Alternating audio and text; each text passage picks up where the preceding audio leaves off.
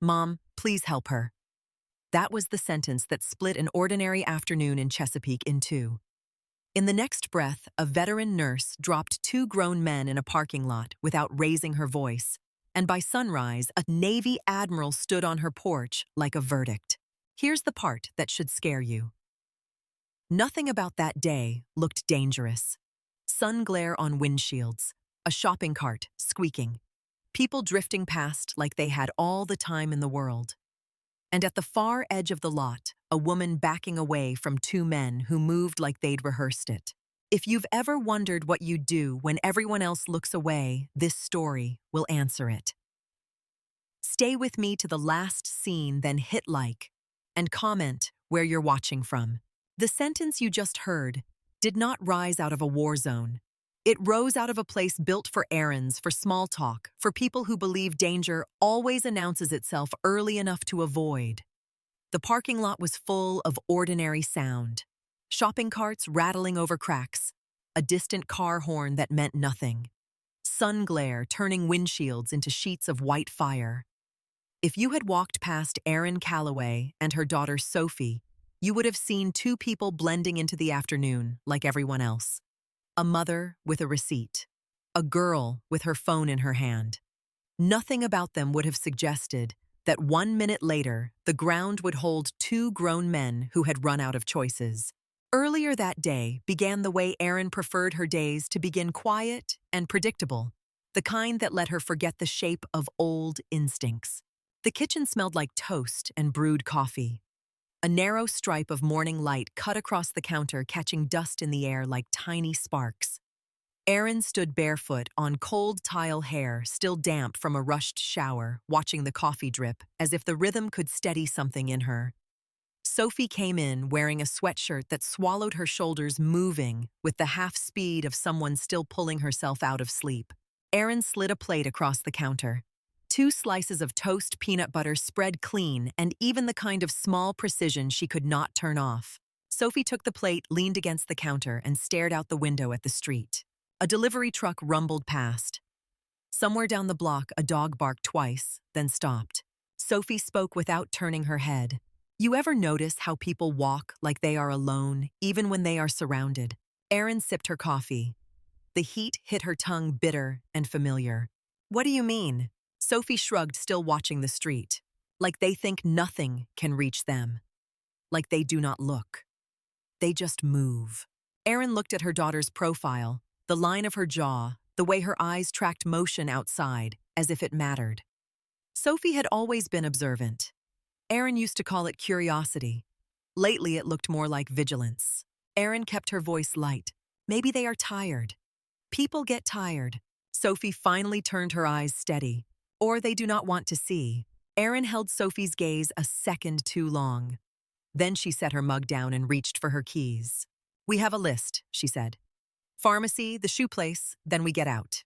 In and out. Sophie gave a small smile that did not fully lift. You always say that. Erin pocketed her phone, checked the screen without thinking, then checked again like a habit that had lost its reason but kept its grip. Because it works, Erin said. Sophie did not argue. She took her toast and followed Erin out into the humid Virginia morning. Chesapeake was already awake, not with city noise, but with movement that felt practical. Cars slid through intersections. A school bus hissed at the curb. A man jogged past with earbuds in face set, like the world could not touch him as long as he kept moving. Erin and Sophie walked to their car, a modest sedan that Erin kept clean, not for pride, but because clutter made her skin itch. She opened the driver's door and paused long enough to scan the lot without looking like she was scanning. Sophie caught it anyway. You do that thing, Sophie said as she climbed in. Erin started the engine. What thing? The looking. You always look at corners first. Erin pulled out of the neighborhood, hands at the wheel, in a relaxed position that still left her ready. It is called paying attention, Erin said. Sophie watched her mother's hands. No, she said softly. It is called expecting. Erin's jaw tightened. She kept her eyes on the road. You can call it whatever you want, she said. It keeps you safe. Sophie stared out the passenger window. A jet cut across the sky above the tree line, low enough that the vibration reached the bones. Erin felt it in her ribs, a brief surge that had nothing to do with sound. Her shoulders locked, then eased. Sophie noticed the moment, even if Erin did not want her to. "You do not like that," Sophie said. Erin forced a small laugh. "I do not like loud surprises." Sophie's eyes stayed on her. That did not feel like a surprise. That felt like something you remembered. Erin did not answer. She turned the radio up one notch, just enough to fill the space, not enough to drown it. The shopping plaza sat near a strip of highway, a cluster of stores with bright signs and wide glass fronts that made everything look open and harmless. Erin parked in a middle row, not too close to the entrance, not too far. She liked a clear line of sight. She told herself it was convenience. She knew better. They walked side by side, past rows of cars baking in the sun. Sophie held the list in one hand and her phone in the other, but she looked up more often than she looked down. Inside the pharmacy, the air conditioning hit them like a cold hand. Erin picked up Sophie's prescription, nodded at the cashier, and kept her movements efficient. Sophie wandered 2 aisles over, pretending to browse, while her eyes slid over faces the way Erin's did. Erin watched her for a moment and felt something twist. She wanted Sophie to be the kind of 18-year-old who drifted through stores without measuring threats. Erin wanted her to laugh at nothing, to trust strangers, to live in the soft lie that danger happened somewhere else. But Sophie's gaze was sharp, and it was getting sharper. On the way out, Sophie paused near the door, looking toward the parking lot through the glass. What Erin asked, Sophie blinked as if she had not meant to stop. Nothing, she said. They crossed to the shoe store next.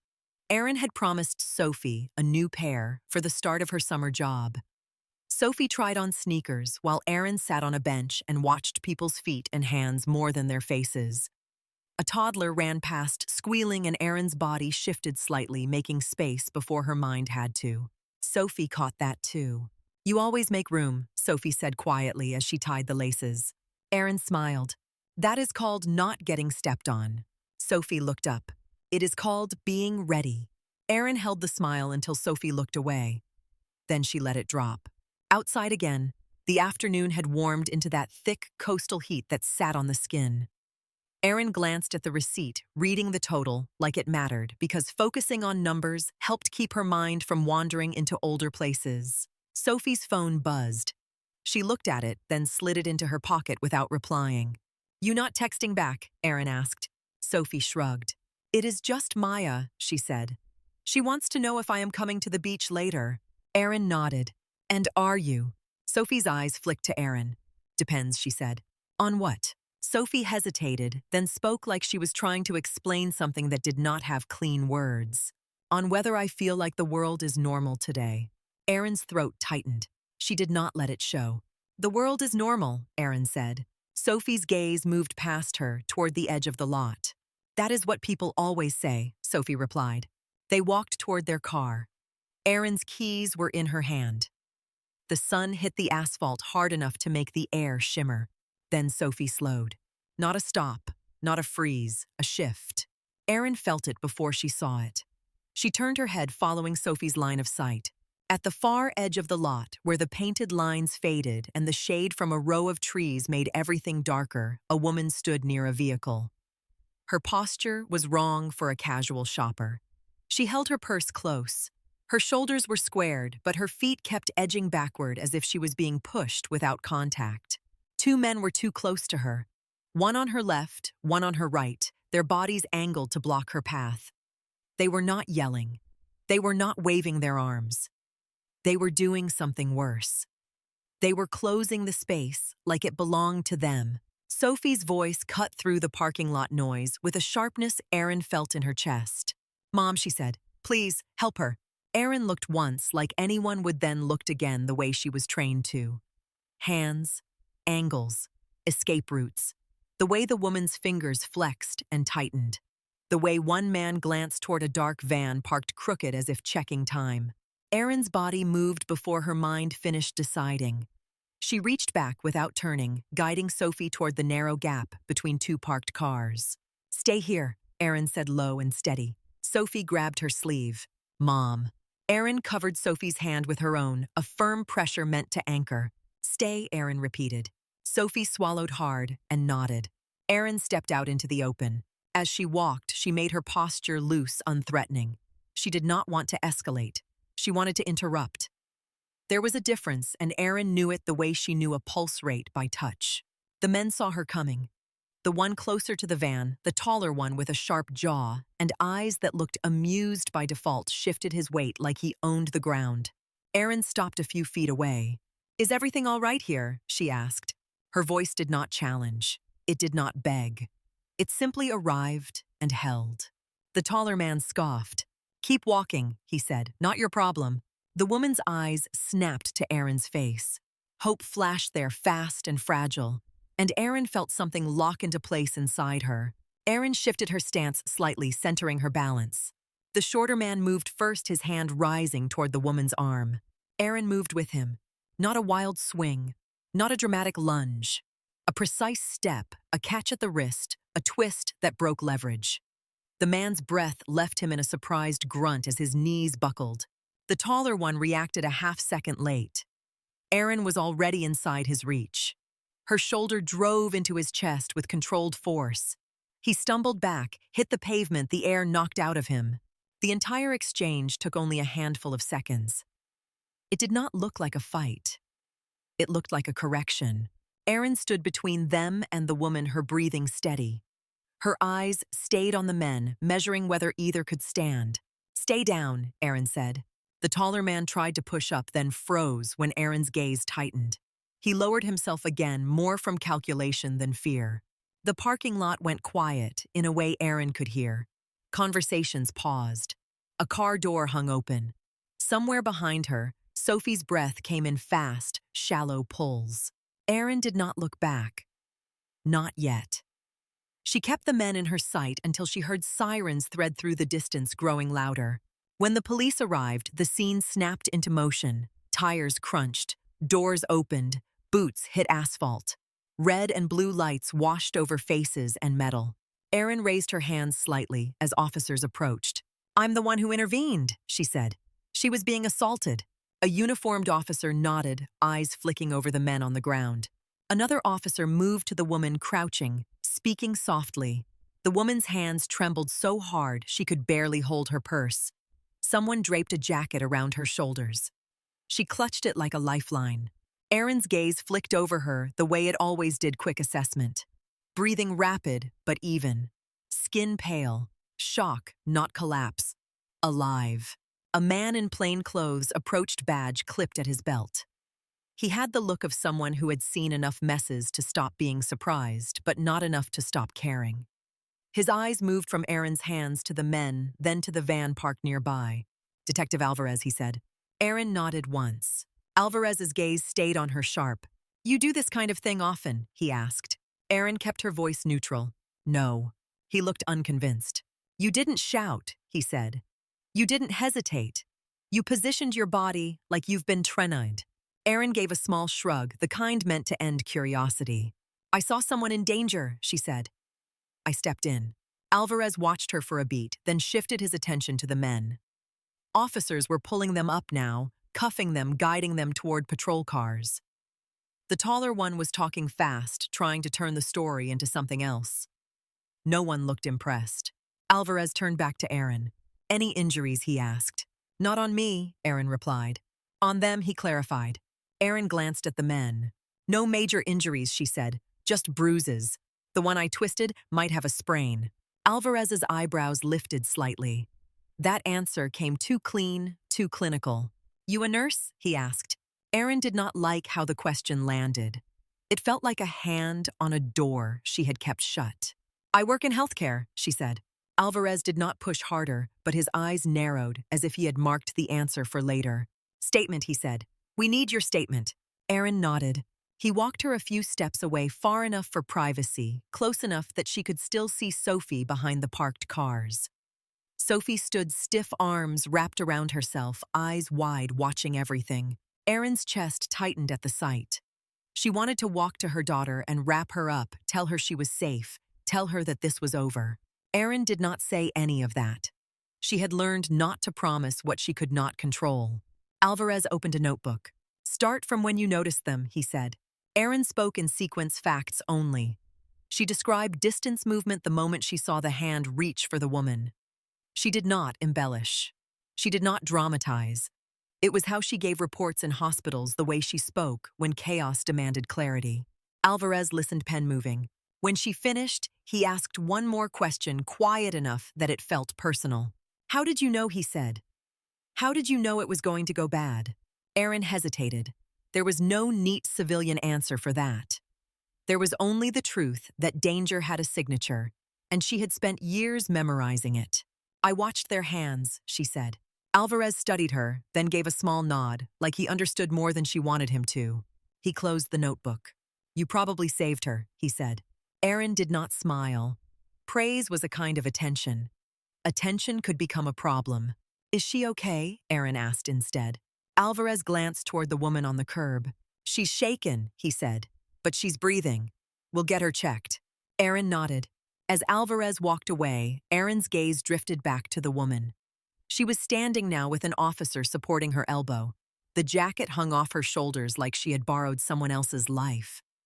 Her face was pale, but her eyes were clear. Too clear for someone who had just been nearly taken. The woman's gaze found Erin held, then slid away, as if she had decided something. She lifted a phone to her ear and turned slightly, speaking in a low voice. Erin could not hear the words, but she recognized the posture. It was not a casual call. It was controlled, disciplined, the kind of communication that carried weight. Erin felt a small prickle at the base of her neck. Sophie stepped out from between the cars, then walking toward Erin with careful steps. Her face was tight, the kind of tightness that meant she was holding herself together by force. Erin reached out, placed a hand on Sophie's back, grounding her. "You okay?" Erin asked quietly. Sophie nodded once, then shook her head, then nodded again. Her eyes stayed on Erin. "I didn't know," Sophie said. Erin kept her voice soft. "Didn't know what?" Sophie swallowed. "I didn't know you could do that," she said. "You looked like you weren't even scared." Erin felt heat rise behind her eyes, not from emotion she wanted to show, but from something older, something she had pushed down so long it had learned to live in her bones. "I was focused," Erin said. Sophie's gaze searched her mother's face as if trying to find the line between the woman she knew and the woman she had just seen. An officer approached again, asking Erin to confirm her contact information. Erin answered, polite, short. She felt eyes on her from the crowd that had gathered, people pretending not to stare while staring anyway. When it was done, Erin guided Sophie toward their car.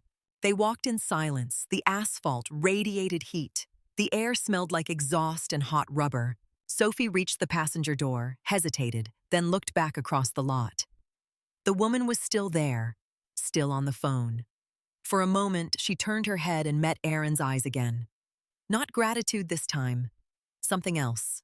Assessment. Then the woman looked away and spoke again, voice clipped, controlled. Erin opened the driver's door and slid in. Sophie closed her door but did not buckle her seatbelt right away. Her hands sat in her lap, fingers twisting together. Erin started the engine. The air conditioning kicked on. The sudden cool air felt wrong against the heat still trapped under Erin's skin. They pulled out slowly, merging into the line of cars, leaving the plaza like any other shopper finishing errands. The world outside their windows moved on with the same indifference it always had. Sophie stared forward, jaw tight. After a few blocks, she spoke. "The detective asked you if you were trained," Sophie said.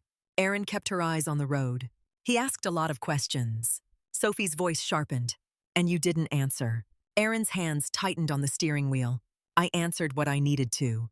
Sophie looked at her, and Erin could feel the weight of her daughter's gaze, like pressure on a wound. "You knew what to do," Sophie said. "You knew where to stand. You knew how to move them without hurting her." "That isn't just being brave." Erin's throat tightened again. Sophie's voice dropped. "Mom, were you ever in the Navy?"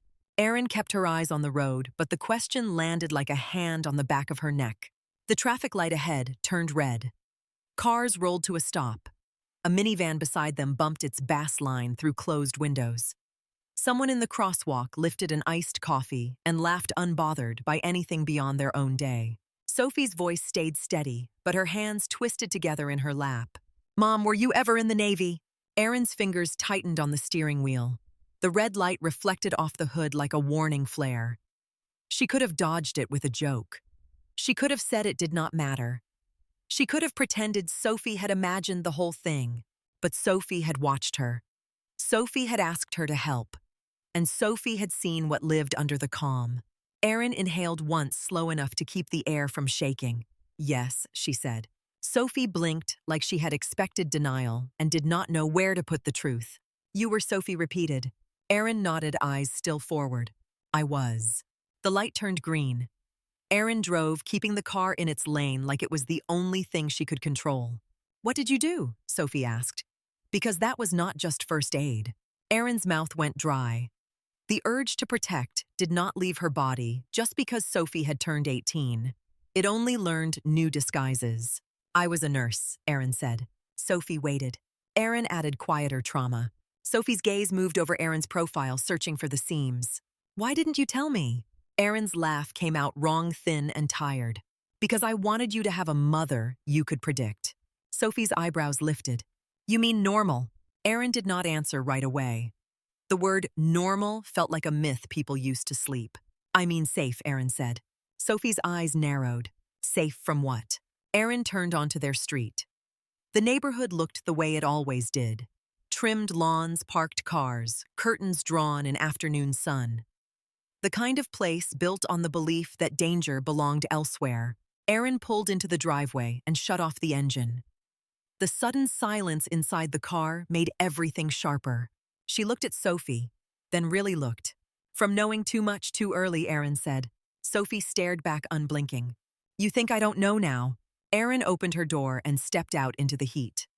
Sophie followed, closing her door with care that felt like anger trying to stay polite. Inside the house, the air was cool and smelled faintly of lemon cleaner. Erin set her keys on the counter in the same spot she always did.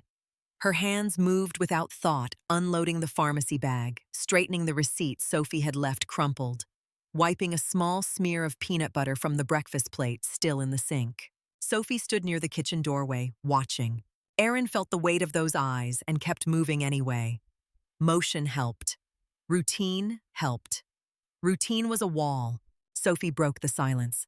"You were never going to tell me." Erin's shoulders lifted in a small shrug that did not fool either of them.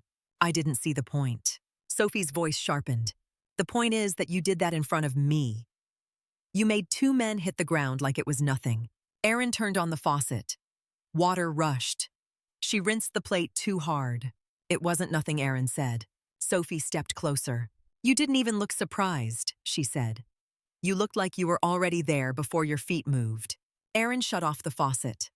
The kitchen went quiet again. She dried her hands slowly as if buying time mattered. "I was trained," Erin said at last. "That is all." Sophie's gaze did not soften. "So you just stopped being trained?" she asked. Erin's jaw tightened. "I stopped living in it," she said. Sophie crossed her arms. "Why?" Erin looked down at her hands. The skin across her knuckles was smooth, clean, ordinary, but she could feel older marks under the surface memories that did not leave visible scars. "Because the job did not end when I came home," Erin said. "Because I would sit at the table and still hear the alarms. Because I would wake up ready to fix a crisis that did not exist." Sophie's face shifted. Not pity, not fear, understanding trying to find a place to land. "And because of me," Sophie said. Erin's eyes lifted. "Yes," she admitted, "because of you." Sophie's breath caught. "I didn't ask you to quit." Erin's voice stayed calm, but her throat tightened around it. "No," she said. "You didn't. But you deserved a mother who was fully here." Sophie looked away toward the living room, toward the hallway that led to her bedroom, as if the house itself had changed shape. "I thought you were just strict," Sophie said quietly. "I thought you were just careful." Erin let out a slow breath. "I was careful," she said. "I am careful." Sophie turned back, eyes sharp again. "So what was today?" she asked. "Just careful." Erin did not answer. She could still see the woman at the edge of the parking lot. The way she had backed away without screaming. The way she had held herself like someone who had trained under pressure. The way she had turned her back to the scene and made that phone call like it was a Sophie watched Erin's expression change and leaned in. "You're thinking about her," she said. Erin nodded once. "She wasn't just scared," Erin said. "She was contained." Sophie frowned. "What does that mean?" "It means she was trying not to draw attention," Erin replied. "Most people in panic make noise." She didn't. Sophie's mouth tightened. "And those men," she said. They weren't yelling either. Erin felt Sophie catching the same threads Erin's mind had been pulling at since they left the plaza. "No," Erin said. "They wanted it quiet." Sophie's eyes widened slightly. "So it wasn't random." Erin kept her voice even. "I don't know," she said. But her body did not believe it was random. Her body had recognized a pattern, the way it recognized the smell of antiseptic before her mind named it. Sophie took a step back, suddenly looking younger, despite her height, despite the adult shape of her face. "What happens now?" she asked. Erin swallowed. "Now we go back to our day," Erin said. "We eat dinner. You do whatever you were going to do tonight. We keep our life normal." Sophie's expression hardened. "Normal," she repeated, like the word tasted wrong. Erin held her gaze. "Yes," she said, "normal." Sophie opened her mouth, then closed it. She looked down at her hands, then at the window, then back at Erin. "Okay," she said finally. "I'm going to my room." Erin nodded. Sophie walked away, but halfway down the hall, she stopped and turned. "You were a trauma nurse," Sophie said. Erin's chest tightened. "Yes." Sophie's voice softened. "Did you save people?" Erin's mind flashed with bright hospital lights, blood on gloves, voices calling numbers, the sound of helicopters, the smell of burned metal and sweat. "Yes," Erin said quietly. "Sometimes." Sophie's eyes held hers for a beat. "And sometimes you couldn't?" Sophie said. Erin did not answer. Sophie did not push. She disappeared into her room and closed the door with a gentle click. Erin stood in the kitchen and listened to the house settle. The refrigerator hummed. A ceiling fan whispered. Outside, a neighbor's mower started up, then stopped. Erin told herself to breathe. She made dinner the way she always did because feeding someone was a form of control. Chicken, rice, vegetables. The knife moved over the cutting board with clean, efficient rhythm. Each slice the same thickness. Each motion exact. Sophie came out when the food was ready. She sat at the table, shoulders tense, eyes darting between Erin's face and her hands. They ate with the kind of quiet that carried words inside it. Halfway through, Sophie spoke. "Were you scared?" she asked. Erin set her fork down. In the parking lot, she clarified. Erin looked at her plate, as if the answer might be in the rice. "I wasn't scared then," Erin said. Sophie's brows knit. "Why not?" Erin's voice stayed steady. "Because I was busy." Sophie looked frustrated. "That doesn't make sense." "It does if you've been in situations where fear gets delayed," Erin said. Sophie leaned back, studying her mother. "So when did you get scared?" Sophie asked. Erin's eyes lifted to Sophie's. After Erin said, "When I saw you watching." Sophie's mouth opened slightly. Her face softened, then tightened again. "I wasn't afraid of you," she said quickly. "I was afraid of them. I was afraid because no one else moved." Erin's chest tightened. She reached for her water, took a sip to keep her voice from shifting. "That is why I told you to stay back," Erin said. "Because crowds can be unpredictable. People can freeze. People can also make things worse, trying to help the wrong way." Sophie stared at Erin. "But you didn't freeze," she said. Erin's jaw tightened. "I've had practice," she said. Sophie's gaze dropped to Erin's hands. "Show me," she said suddenly. Erin blinked. "Show you what?" Sophie's voice was quiet, but insistent. "Show me how you knew what to do. How you knew where to stand. How you knew you could put them down without making it worse." Erin's stomach turned. She did not want to turn this into a lesson. She did not want Sophie learning that violence lived close to the surface of their life. Erin stood and began clearing plates, using the movement as a shield. "I don't want you thinking you need to fight," Erin said. Sophie stood too. "I don't," she replied. "I want to understand." Erin carried the plates to the sink. The water ran again loud in the small kitchen. Sophie stayed behind, her voice steady. "Today you looked like you were built for it," Sophie said. "And I don't know who that person is." Erin shut off the faucet. Her shoulders rose, then fell. She turned around, leaning back against the counter. "The person you saw is still me," Erin said. "Just an older part." Sophie stepped closer. "Tell me," she said. Erin's gaze drifted to the window over the sink. Outside, the street was dimming into early evening. Porch lights clicked on one by one like a slow chain of stars. "I joined when I was 19, Erin began. I wanted to do something that mattered. I wanted to learn. I wanted to help." Sophie listened without blinking.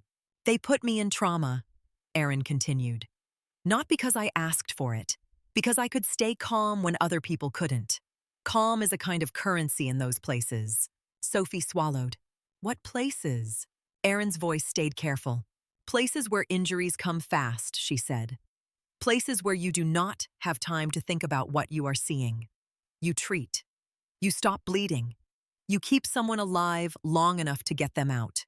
Sophie's eyes lowered, then lifted again. "And you learn to fight," Sophie said. Erin shook her head. "I learned to survive," she corrected. "Sometimes that means you learn how to move, how to control someone without turning it into chaos, how to get between a threat and a patient." Sophie's voice softened. "You said patient," she noted. Erin caught herself and let out a quiet breath. "Old language," she said. Sophie nodded slowly. "So why leave?" Sophie asked. Erin's throat tightened. She could still remember the day she decided. The moment she realized she was walking through grocery store aisles like they were combat lanes. The moment she saw Sophie as a toddler flinch when Erin's head snapped toward a slammed door. The moment she realized she was passing the war into the house without meaning to. "Because I brought it home," Erin said. "Not in stories, in reflexes, in the way I watched every room, in the way I slept, with my body half awake, in the way I couldn't stop being ready." Sophie's eyes softened. "And you didn't want me to grow up like that," Sophie said. Erin nodded. "I wanted you to have a house where the worst thing was spilled juice," Erin said quietly. Sophie gave a small laugh that sounded like a sob trying to hide. "I did," she said. "Mostly." Erin's chest tightened. "Mostly," Erin echoed. Sophie leaned against the counter opposite Erin. "So today," Sophie said. "Today was the old part." Erin stared at Sophie, searching for fear she might have missed. She found none. She found curiosity and a kind of steady resolve that made Erin's stomach twist. "Today was me," Erin said. "In a moment I didn't ask for." Sophie's gaze sharpened again. "You did ask for it," she said. "You chose to go." Erin felt that land. It was true. She had chosen. She could have turned away. She could have told herself someone else would handle it. But Sophie had asked her, and the woman had needed help. "Yes," Erin admitted. "I chose." Sophie's shoulders eased slightly. She looked relieved and angry at the same time. "Then don't pretend it was nothing," Sophie said. "Don't pretend it can just go back." Erin opened her mouth, then closed it. Because Sophie was right. The house felt the same, but Erin felt different inside it. After Sophie went back to her room, Erin cleaned the kitchen until it was spotless. Then she cleaned it again. She wiped counters that were already clean. She lined up the spice jars. She checked the lock on the back door. Then she checked it again. She told herself she was just being thorough. When the house went quiet for the night, Erin sat at the kitchen table with the same mug from earlier. The coffee inside was cold. The ceramic was cool under her hands. She stared at the dark window, watching her own reflection. Her phone buzzed once, a number she did not recognize. She let it ring out. The screen went dark. She waited. It buzzed again, same number. Erin stared at it, then slid the phone face down on the table. Her heart rate stayed steady. Her mind did not. She replayed the parking lot in her head frame by frame, like reviewing footage after an incident. The van's position, the men's posture, the absence of shouting, the woman's contained panic, the way the taller man had looked annoyed rather than surprised when Erin walked up. Not their first time. Erin's gaze drifted to the front door. The deadbolt was turned. The chain was set. A small security camera above the porch light blinked a faint blue dot. She had installed it months ago. Not because she expected a threat, because she liked to know. Her phone buzzed a third time. This time, she answered without speaking, holding it to her ear. A pause on the line, then a voice low and professional. "Ms. Calloway." Erin sat up straighter. "Who is this?" she asked. "Detective Alvarez," the voice said. Erin's jaw tightened.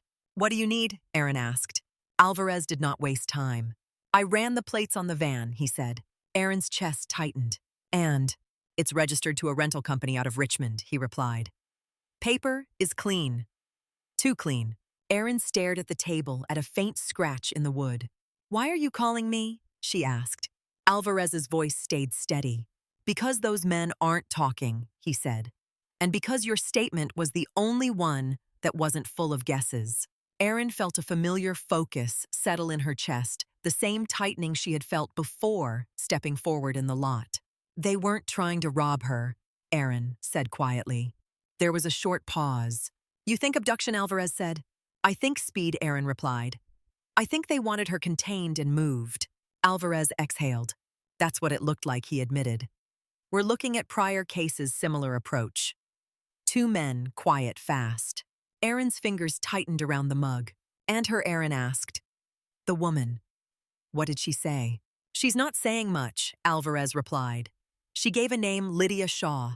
She keeps asking to make a call. She made one earlier at the scene, but it wasn't to family. It was to someone who answered like it was a duty line. Aaron's stomach turned. You said Shaw, Aaron repeated. Yes, Alvarez said. You know that name? Aaron's mind moved through Chesapeake, through Norfolk, through all the names tied to the bases nearby. Shaw was not uncommon. But Alvarez's tone made it heavier. No, Aaron said, I don't. Alvarez did not press the lie. He simply continued. She's under protection tonight, he said. We've got someone outside her hotel. She didn't go home. Aaron's chest tightened. Hotel, Aaron repeated. Yep, Alvarez said. And she asked a weird question. She asked if anyone got your name. Aaron felt cold creep up her arms. Did they? Aaron asked. We kept it as limited as we could, Alvarez replied. But it's a public parking lot. People saw you. And one of the officers put your name in the initial report. Standard procedure. Aaron stared at the dark window. Detective, she said. Why are you calling now? Alvarez's voice dropped. Because something about this doesn't sit right, he said. And because you moved like you knew what you were looking at. Aaron's jaw tightened. I didn't ask for any of this, she said. I know, Alvarez replied. But you stepped into it anyway. Aaron did not answer. Alvarez continued calmer. I'm not asking you to do anything, he said. I'm telling you to be careful. If you see anything off, you call me. Direct. Not dispatch. Aaron let out a slow breath. Okay, she said. Alvarez hesitated. One more thing, he said. Yes, Aaron replied. The men, Alvarez said. They kept looking past us when we cuffed them. Like they were checking for someone. Like they were worried about being seen, failing. Aaron's chest tightened. That's not street guys, Aaron said quietly. No, Alvarez agreed. He ended the call. Aaron sat still for a long time. The house felt too quiet now. Silence could be comfort. Silence could also be cover. Her phone buzzed again, not a call this time. A text from Sophie, even though Sophie's room was down the hall. Can't sleep. Aaron stared at the message. Then she stood and walked to Sophie's door. She knocked once, soft. Sophie, Aaron said. The door opened. Sophie stood there, eyes wide, hair loose, cheeks pale in the hallway light. I heard your phone, Sophie said. Aaron blinked. You were listening? Aaron said. Sophie's mouth tightened. I tried not to, she admitted, but I did. Aaron stepped into Sophie's room. It smelled like shampoo and clean laundry. Posters on the wall books stacked on the desk, a half-finished water bottle on the nightstand. The normal life Aaron had built. Sophie sat on the edge of her bed. Aaron sat on the chair by the desk. Sophie spoke first. Is she important? Sophie asked. Aaron's stomach tightened. I don't know, Aaron said. Sophie's eyes stayed on Aaron. Detective said she asked about your name, Sophie said. Why would she care? Aaron's jaw tightened. Maybe she was grateful, Aaron said. Sophie's expression did not change. That's not what it sounded like, Sophie said. It sounded like she was worried. Aaron stared at Sophie, seeing her not as a child anymore, but as someone who could read tone, who could read danger. I don't know what she knows, Aaron admitted. But she didn't act like someone who just got lucky. Sophie leaned forward. She looked like you, Sophie said quietly. At the end, when she was on the phone, like she was reporting, Aaron felt something settle cold in her chest. Yes, Aaron said. She did. Sophie's voice shook for the first time. So those men, she said. They were going to take her. And now they might come back because you stopped them. Aaron's throat tightened. I don't know, Aaron said, then forced honesty. It's possible. Sophie swallowed hard. And us, she said. What about us? Aaron leaned forward, elbows on knees, keeping her voice steady. You do not change your routine in a way that makes you obvious, Aaron said. You do not walk alone at night. You do not go to the beach without telling me where you are. You answer your phone. Sophie stared at her. That is a plan, Sophie said. Aaron exhaled. That is a mother, Aaron corrected. Sophie's eyes softened, then hardened again. You didn't want me to grow up in fear, she said. I don't, Aaron replied. Fear is not the goal. Sophie's voice was small. Then what is? Aaron held her daughter's gaze. Awareness, she said, and staying together. Sophie nodded slowly, absorbing it. They sat in silence for a moment. The house settled around them. A distant siren passed somewhere far off, fading quickly. Sophie spoke again, quieter. Mom, she said. If you hadn't gone over there. Aaron's chest tightened. I know, Aaron said. Sophie's eyes glistened. I keep seeing her backing up, Sophie whispered. And everybody walking past, like it was nothing. Aaron reached out and took Sophie's hand. Sophie's fingers were cold. You saw it, Aaron said. That matters. Sophie's mouth tightened. But seeing doesn't stop it, she replied. Aaron squeezed her hand, gently grounding. No, Aaron said. It doesn't. Sophie stared at their hands. I didn't pull you back, she said. I didn't even think about pulling you back. Aaron's throat tightened. That's not your weight, Aaron said. Sophie looked up. It feels like it is now, she replied. Aaron held her gaze. She wanted to fix it. She wanted to take the weight back and lock it away. But that was not how life worked. You could not unsee what you had seen. Sophie's voice steadied again. Are you going to tell me everything, she asked? Aaron exhaled slowly. I will tell you what you need, Aaron said. And I will not lie to you. Sophie nodded, accepting the boundary. After a while, Aaron stood. Try to sleep, she said. Sophie nodded, then hesitated. Mom, she said. Aaron paused at the door. Yes. Sophie's voice was barely above a whisper. I'm glad you listened. Aaron felt the words hit her like warmth and pain at the same time. I heard you, Aaron said. I always hear you. Aaron returned to her room. She did not sleep. She lay on her back, staring at the ceiling fan, watching the blades cut the dark into repeating shapes.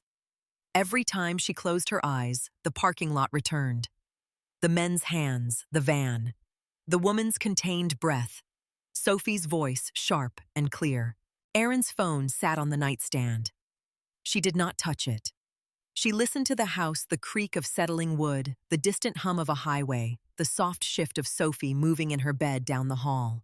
Close to dawn, Aaron rose quietly and walked back into the kitchen. She made coffee without turning on the overhead light. The small lamp over the sink cast a warm circle onto the counter. Outside, the sky was a washed gray, the kind that made everything feel unfinished. She stood at the window and watched the street. A car passed. Another followed.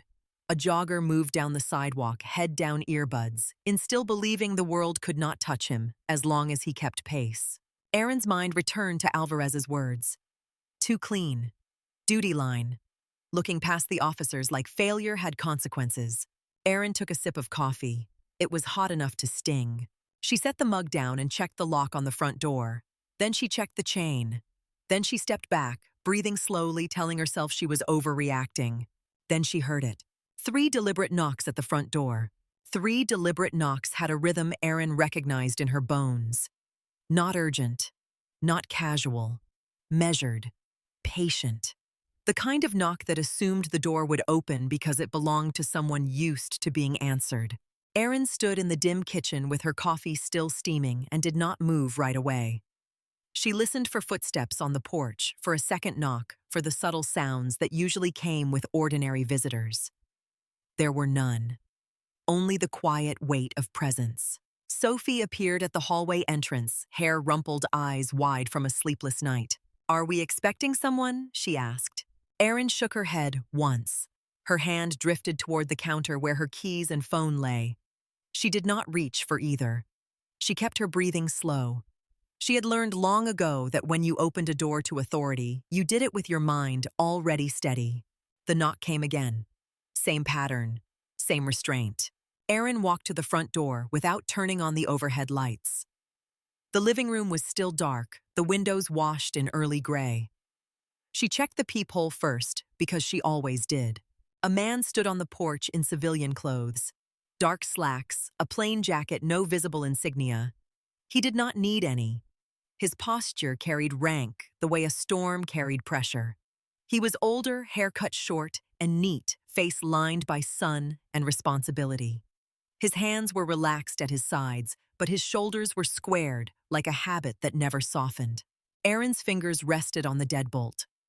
For a moment, she felt her body want to step back, not out of fear, but out of an instinct to keep the wall intact. She opened the door. The man's eyes met hers immediately, steady and exact. His gaze moved over her face like it was confirming a memory rather than discovering a stranger. Then he spoke quiet enough that it sounded personal, but firm enough that it sounded official. "Lieutenant Calloway." Erin's expression did not change. She did not let it. She was still barefoot, still in a loose shirt, still holding the shape of a civilian mourning. But the name he used pulled a uniform back onto her shoulders for a second she could not control. "Admiral Shaw," Erin replied. Sophie made a small sound behind her. Erin felt her daughter's presence like a hand between her shoulder blades. The Admiral's gaze shifted past Erin, landing on Sophie. The assessment there was quick and practiced, but it softened at the edges when it registered her age. "You must be Sophie," he said. Sophie swallowed.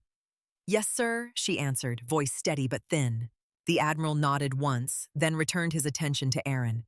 "May I come in?" he asked. It was phrased as a question.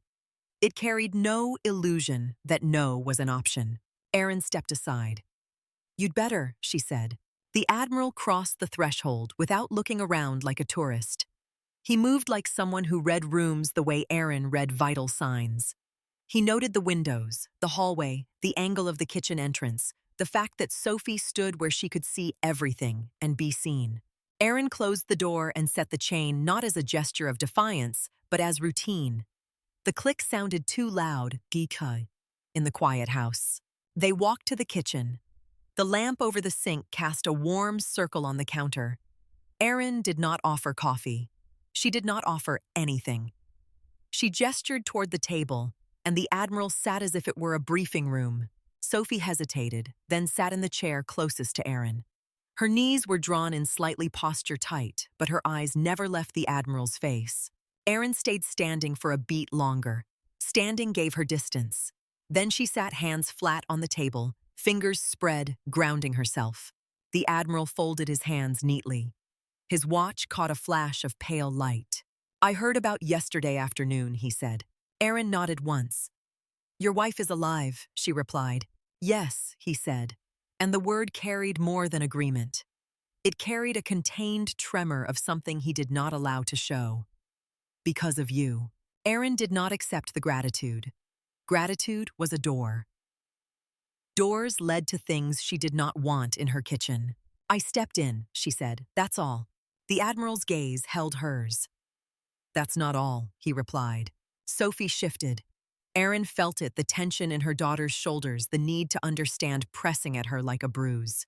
The Admiral glanced at Sophie again. "You saw it first," he said to her. Sophie blinked. "Yes, sir." He nodded. "Good instincts," he said. "They matter." Sophie did not smile. The compliment did not land as praise. It landed as weight. Erin watched her daughter's face tighten, and something in Erin's chest pulled taut. She turned back to the Admiral. "Why are you here?" Erin asked. The Admiral did not waste time with softness. "Because yesterday was not a random assault," he said. Erin's jaw tightened. Sophie inhaled sharply. "You're sure?" Erin said. The Admiral reached into his jacket and placed his phone on the table screen facing up. He slid it toward Erin, like evidence. On the screen was a grainy photograph taken from a distance. Two men near a loading dock, one with a sharp jaw and an easy posture, the other shorter shoulders set, like he was always ready to move. Erin recognized them immediately. Dane Mercer and Rico Blaine, the men from the parking lot. Sophie leaned forward, eyes widening. Those are them, she whispered. Erin's fingers did not touch the phone. She stared at the image as if it could bite. Where did you get this? Erin asked. The Admiral's voice stayed level. From surveillance tied to an ongoing investigation, he said. Erin's eyes narrowed. Federal, she said. The Admiral did not confirm or deny with words. He confirmed it with silence. They've been on our radar for months, he continued.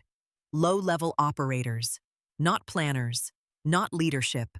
They don't choose targets randomly. They execute. Sophie's voice came out before Erin could stop her. Execute what she asked. The Admiral looked at her, and for a moment, Erin saw what Sophie did not. A man measuring how much truth a young person could carry without breaking. Movement, he said. Transportation. Sophie's face went pale. Like trafficking, she said the word hard to say in a kitchen with clean counters. The Admiral did not blink. Disappearances that don't look like disappearances, he replied. Erin felt heat rise behind her eyes. Not tears. Anger. Anger at the thought of it near her daughter, near her neighborhood, near the kind of life she had built like a shelter. Erin kept her voice even. Why Lydia, she asked. The Admiral's hands tightened slightly, then loosened again, controlled. Because she found something, he said. Erin waited. She works in logistics oversight, he continued. Civilian side. She reviews paperwork most people never see. Shipping manifests. Contracted transport routes. Personnel movement authorizations. The quiet machinery that makes the world run. Sophie frowned. That sounds boring, she said. The Admiral's gaze sharpened. Boring is where people hide, he replied. Erin felt a chill. She understood exactly what he meant. The most dangerous things she had seen were often wrapped in the appearance of routine. What did she find? Erin asked. The Admiral's jaw tightened. A pattern, he said. A set of movements that did not match the stated purpose. Vehicles assigned to one job showing up at locations tied to another. Documents that were too clean. Signatures that belonged to people who were not where they claimed to be. She flagged it. Erin's fingers tightened on the table edge. To who, she asked. The Admiral held her gaze. To the wrong person, he said. Silence settled. Sophie's breath came shallow. Erin's mind moved fast, fitting pieces together. If Lydia had flagged something and the information had leaked, then yesterday was not two men looking for an easy victim.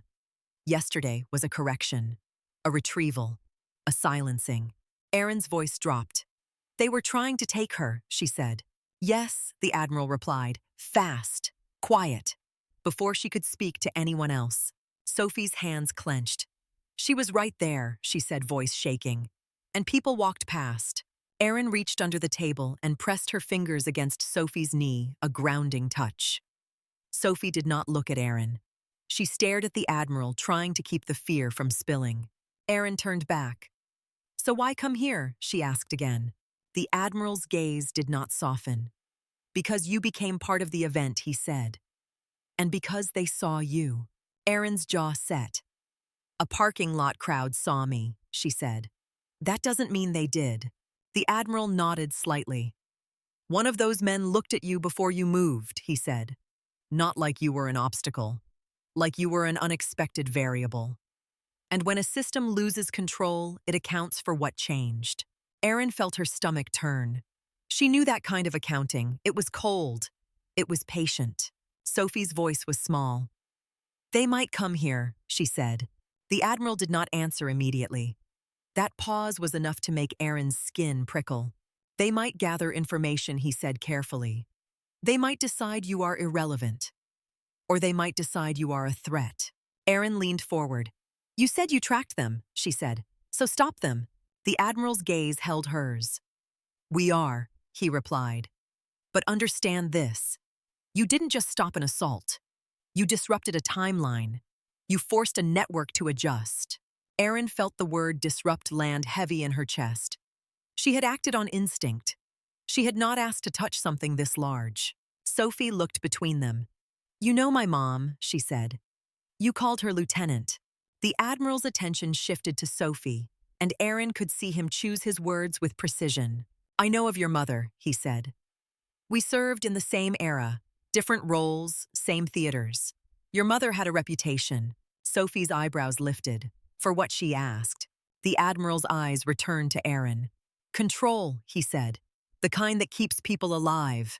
Aaron felt something old stir a memory of fluorescent lights of blood and metal of voices calling her name with urgency and trust. She forced it down. I left, Aaron said, on purpose. The Admiral nodded. So I was told, he replied. And yesterday made it clear you did not leave empty-handed. Aaron's mouth tightened. Why did your wife ask if anyone had my name? Aaron asked. The Admiral's jaw tightened. Because she recognized what you did, he said. She recognized it as trained intervention. She understood immediately that you would attract attention. Not from bystanders. From the people who sent those men. Aaron felt Sophie stiffen beside her. Sophie's voice came out flat. My mom saved her, and now she's in danger, she said. Aaron turned to her daughter. Sophie, she said softly, warning and comfort in the same tone. Sophie's eyes glistened. It's true, she said. Say it's not. Aaron could not lie. She would not. Aaron looked back at the Admiral. What protection does Lydia have, she asked. She is under guard, he replied. Location controlled. Communication monitored. She is not alone. Aaron's fingers tightened. And us, she said. The Admiral's gaze stayed steady. I have people who can coordinate with local law enforcement, he said. Discreetly. Aaron's jaw set. No marked cars, she said immediately. The Admiral nodded as if he expected the objection. Understood, he replied. Sophie looked at Aaron. You don't want anyone to know, she said. Aaron's voice stayed calm. I don't want anyone to notice, she replied. The Admiral's eyes remained on Aaron. Visibility is not always chosen, he said. Sometimes it is assigned. Aaron felt a flash of anger. You came here, she said. That increases visibility. The Admiral did not flinch. I came here at sunrise, he replied. No convoy, no uniform, no insignia. Because you needed the truth before someone else delivered it. Aaron stared at him. The statement was both warning and respect. Aaron hated that she understood it. Sophie swallowed. Why not call, she asked. The Admiral's gaze held hers. Because a call can be recorded, he said. A knock is harder to intercept. Aaron exhaled slowly. The house felt smaller now, as if the walls had shifted inward. The Admiral leaned back slightly, eyes never leaving Aaron. I am going to be direct, he said. Aaron nodded. Be direct, she replied. Those men were not freelancing, he said. They were assets. The van was staged. The approach was rehearsed. And the moment it failed, they did not run like amateurs. They tried to reassert control. Aaron remembered Dane's expression when she approached. Not panic, annoyance, like the world had violated his schedule. The Admiral continued. That kind of behavior comes from structure, he said. Structure means leadership. Leadership means resources. Resources mean patience. Sophie's lips parted. How many, she whispered. The Admiral looked at her. Enough, he said. More than two. Sophie's eyes flicked to Aaron. Mom, she said. Aaron reached for Sophie's hand on the table and held it. Sophie's fingers were cold. Aaron looked at the Admiral. You said she found a pattern, Aaron said. And she flagged it. Then the men came. The Admiral nodded. Yes. So the leak is inside, Aaron said. The Admiral did not deny it. We are operating on that assumption, he replied. Aaron's mouth tightened. Then nothing you touch stays clean, she said. The Admiral's gaze sharpened slightly, a hint of approval or irritation, Aaron could not tell which. Which is why I am in your kitchen and not in a conference room, he replied. We control what we can. We limit exposure. We move carefully. Aaron's voice stayed even. You want something from me, she said. The Admiral held her gaze. Not today, he replied. Aaron did not relax. You didn't come here for coffee, she said. No, he said. I came to make sure you are not blindsided. Sophie's voice trembled by what she asked. The Admiral looked at her again. By attention, he said. Not from the news. From people who prefer not to be noticed. Aaron's chest tightened. She thought of the van plates Alvarez had described. Too clean. Aaron asked, Did you speak to Detective Alvarez? The Admiral's eyes narrowed slightly. Local, he said. He called me last night, Aaron replied. The Admiral's gaze sharpened. What did he say, he asked. Aaron measured her words. He said the van was clean, she said. Too clean. He said Lydia wanted to know if anyone got my name. The Admiral's jaw tightened. Alvarez is observant, he said. That's helpful. It's also dangerous if he pushes where he should not. Aaron felt anger flare. He's doing his job, she said. So am I, the Admiral replied, voice calm. And my job is to keep people alive long enough to finish the work that stops this from repeating. Aaron swallowed. The phrasing was military. Finish the work. It landed like a familiar command. Sophie shifted in her chair. What work, she asked. Aaron glanced at her daughter. She needed to keep Sophie grounded in what was in front of them, not swallowed by the size of it. The Admiral answered anyway. Identifying the network, he said. Removing its ability to operate. Sophie's face tightened. Like arrests, she said. The Admiral nodded once. Yes. Aaron's gaze stayed fixed. Why was Lydia alone? Aaron asked. If she's tied to something like this, the Admiral's jaw set. Because she did not tell me everything, he admitted. She did not want to alarm our family without certainty. She thought she could handle it quietly. Aaron felt a sharp kinship with that instinct and a sharp anger at it too. She couldn't, Aaron said. No, he agreed, and yesterday proved that. Sophie's voice was raw. She almost died, she said. The Admiral's eyes flicked to Sophie again, and Aaron saw the careful restraint there, a man refusing to let the fear in his chest make him reckless. Yes, he said quietly. She did. Aaron's phone buzzed on the counter. Aaron did not look at it. Sophie's eyes flicked toward the sound. The Admiral's gaze remained on Aaron's face. Aaron held the silence until the buzzing stopped. The Admiral slid a small card across the table. No logo, no title, just a name and a number. If you see anything, he said, you call that number. Not the local station, not dispatch. Aaron stared at the card. Who is it? Aaron asked. The Admiral's voice stayed even. A person who answers, he said. Aaron's jaw tightened. And what do they do? She asked. They listen, he replied. They record, they act. Sophie looked at Aaron. That sounds like spies, she said, voice shaky. The Admiral looked at Sophie. It sounds like people who do not advertise their work, he replied. Aaron picked up the card and turned it over. Blank back. She set it down carefully like it mattered. Aaron leaned forward. I need you to say this plainly, she said to the Admiral. Do you believe my daughter is at risk? The Admiral's gaze held hers for a long beat. Aaron watched him choose truth over comfort. I believe risk exists, he said. I believe you should treat it as real until we have reason not to. Sophie's breath hitched. Aaron squeezed her hand. Okay, Aaron said, voice steady. The Admiral continued. Your best protection right now is routine, he said. People notice change. Predators use change. Aaron's mouth tightened. So you want us to pretend, she said. I want you to live, he replied. Aaron stared at him. The statement was not soft. It was practical.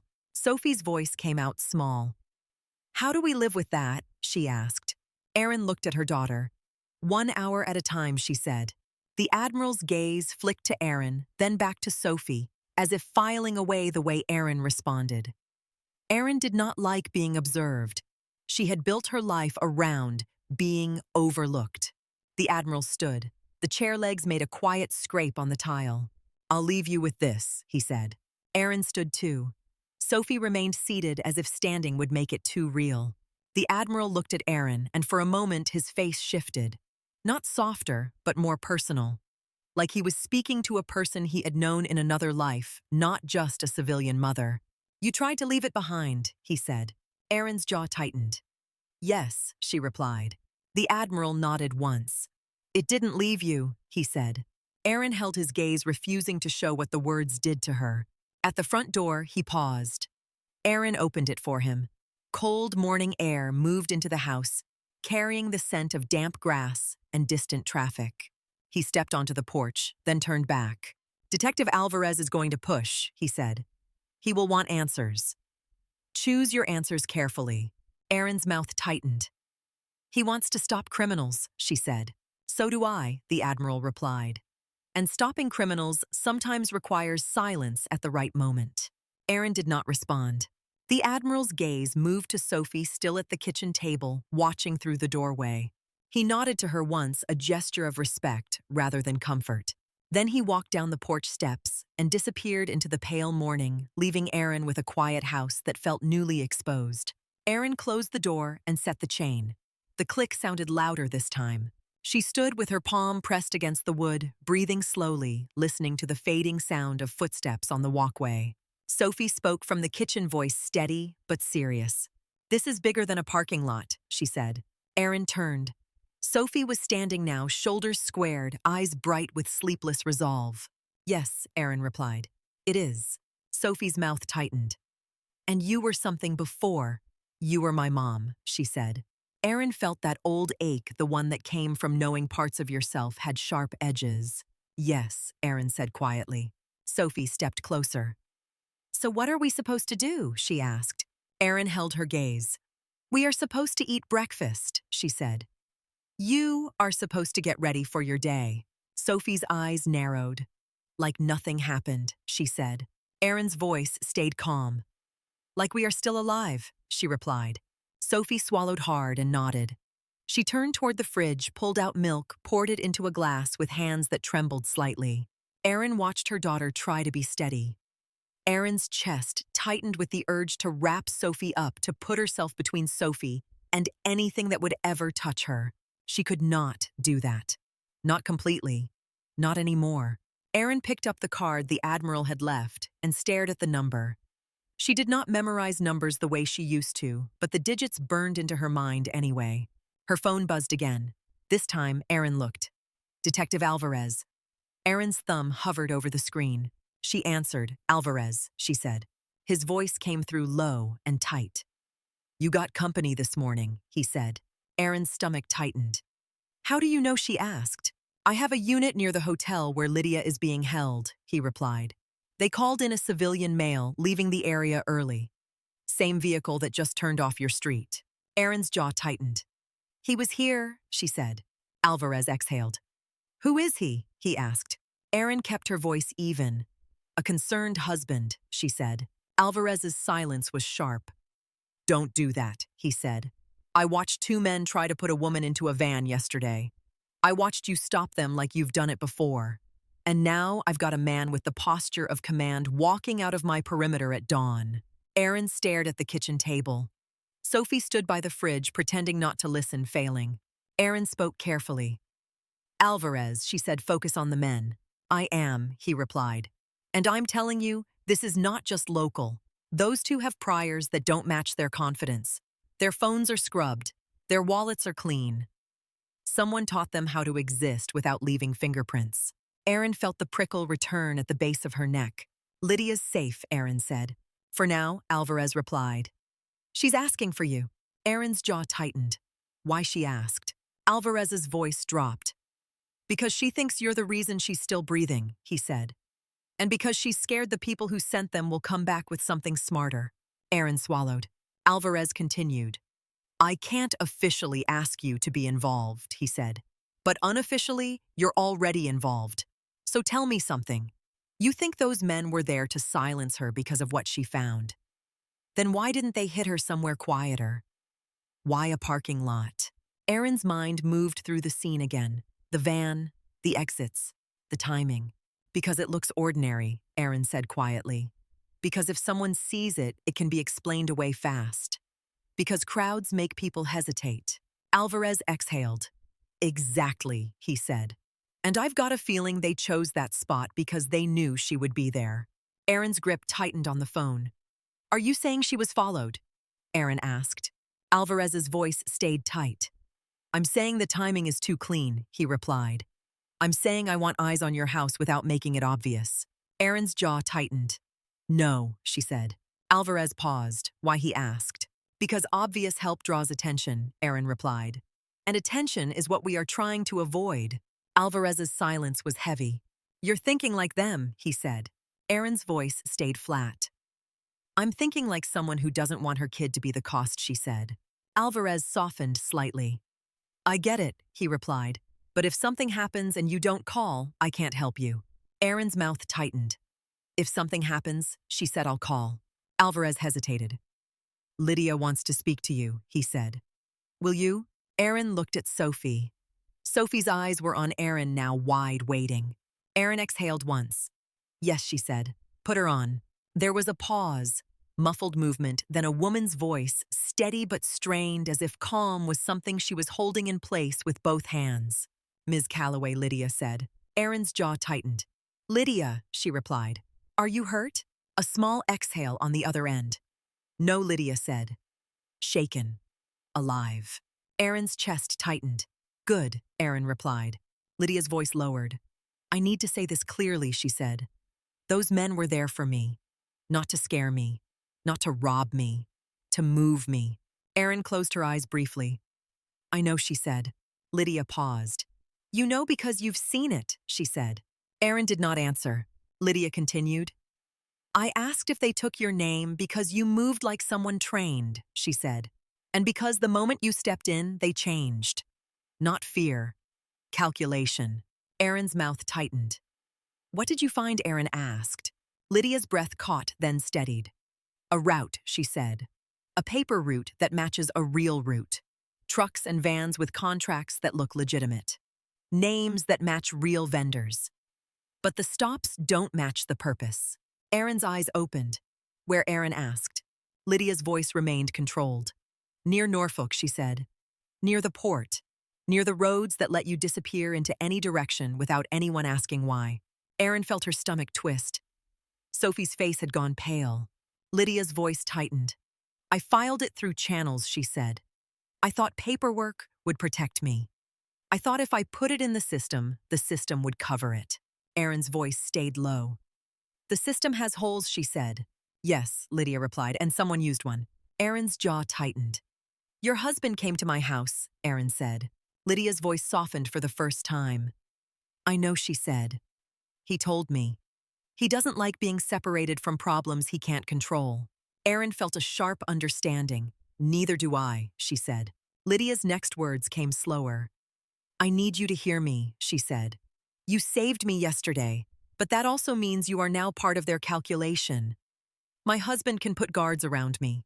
He cannot put guards around every moment of your life. Aaron stared at the kitchen counter.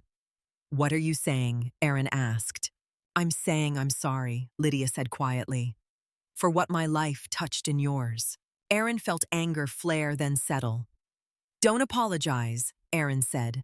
Just tell the truth. Lydia exhaled. The truth is, there are people inside this, she said.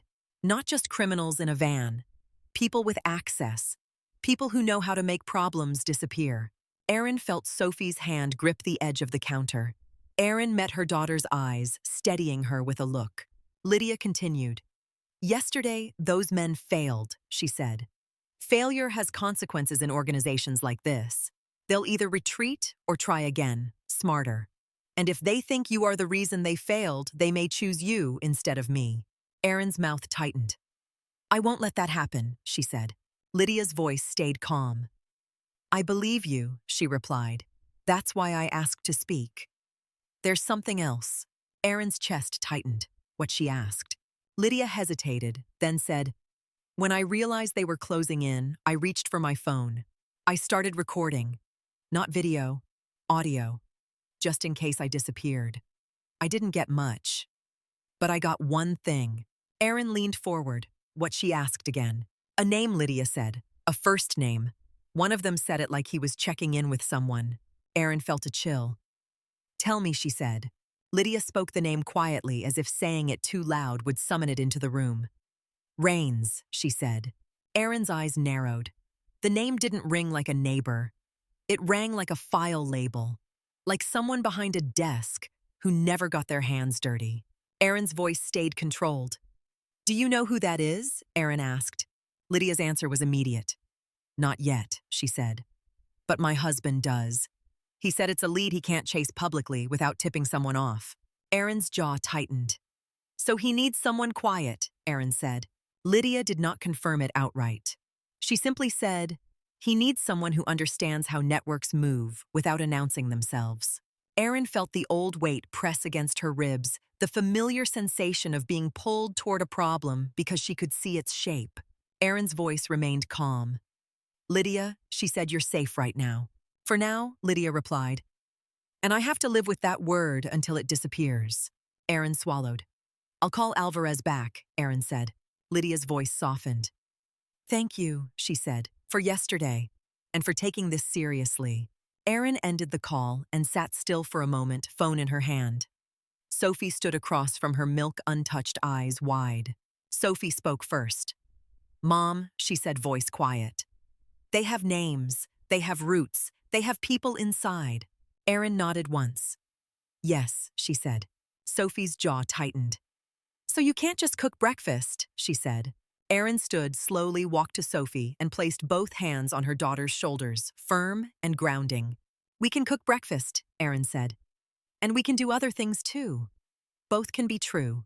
Sophie swallowed hard. "Are we going to be okay?" she asked. Erin held her gaze. "We are going to be careful," she said. Sophie's eyes shimmered. "You said fear isn't the goal," she whispered. Erin's voice stayed steady. "It still isn't," she said. Sophie nodded, trying to breathe. Erin picked up the card the Admiral had left and stared at the number again. Then she flipped the card over as if the blank back might offer another option. It didn't. She set the card down, reached for her phone, and dialed. It rang once, twice. A voice answered, calm and clipped. "Rains," the voice said. Erin felt her stomach tighten. The name Lydia had spoken matched the voice that answered, and the coincidence was too sharp to be coincidence at all. Erin kept her voice level. "This is Erin Calloway," she said. "I need to speak with whoever is using your name as leverage." There was a pause that lasted half a second too long. The pause of someone adjusting their understanding of who they were speaking to. Then the voice said, "Ms. Calloway, where are you right now?" "In my kitchen," Erin replied. "And who is with you?" the voice asked. Erin looked at Sophie. Sophie's face was tight, but she did not look away. "My daughter," Erin said. Another pause. "Then, do not leave your house," the voice said. Erin's jaw tightened. "I wasn't planning to," she replied. "Good," the voice said. "You will receive instructions. Keep your phone on. Answer every call." Erin's grip tightened. "What are you?" Erin asked. The voice did not answer that question. It said instead, "Do you remember what you were good at?" "Lieutenant." Erin's throat tightened. The title hit like a hook. Erin kept her voice calm. "Yes," she said. "Then do not improvise," the voice replied. "Wait." Erin ended the call without saying goodbye. Sophie stared at her. "Who was that?" she asked. Erin held her daughter's gaze. "Someone who doesn't like being surprised," she said. Sophie's mouth tightened. "Like you," she whispered. Erin did not deny it. Outside, the neighborhood moved as if nothing had changed. A car door shut. A dog barked. A sprinkler clicked on somewhere down the street. Inside Erin's kitchen, the air felt different. Not louder, just tighter, as if the house had become a point on someone's map. Erin walked back to the table and sat down. She pulled a legal pad toward her and set her pen on top of it, aligning it perfectly with the paper's edge. Her hands moved with the quiet precision that always came when her mind began to narrow. Sophie sat across from her, watching, breathing, trying to be steady. Erin wrote one word at the top of the page, slow and deliberate. "Rains." Erin stared at the word on the page until the ink felt heavier than it should. Rains. One clean name, one clean line. The kind of simplicity that never belonged to real threats. Sophie's breath was the only sound in the kitchen. The refrigerator hummed, the coffee cooled. Outside, the neighborhood kept its easy rhythm, the same sprinklers, the same commuter cars, the same small world Erin had trusted because it looked like nothing.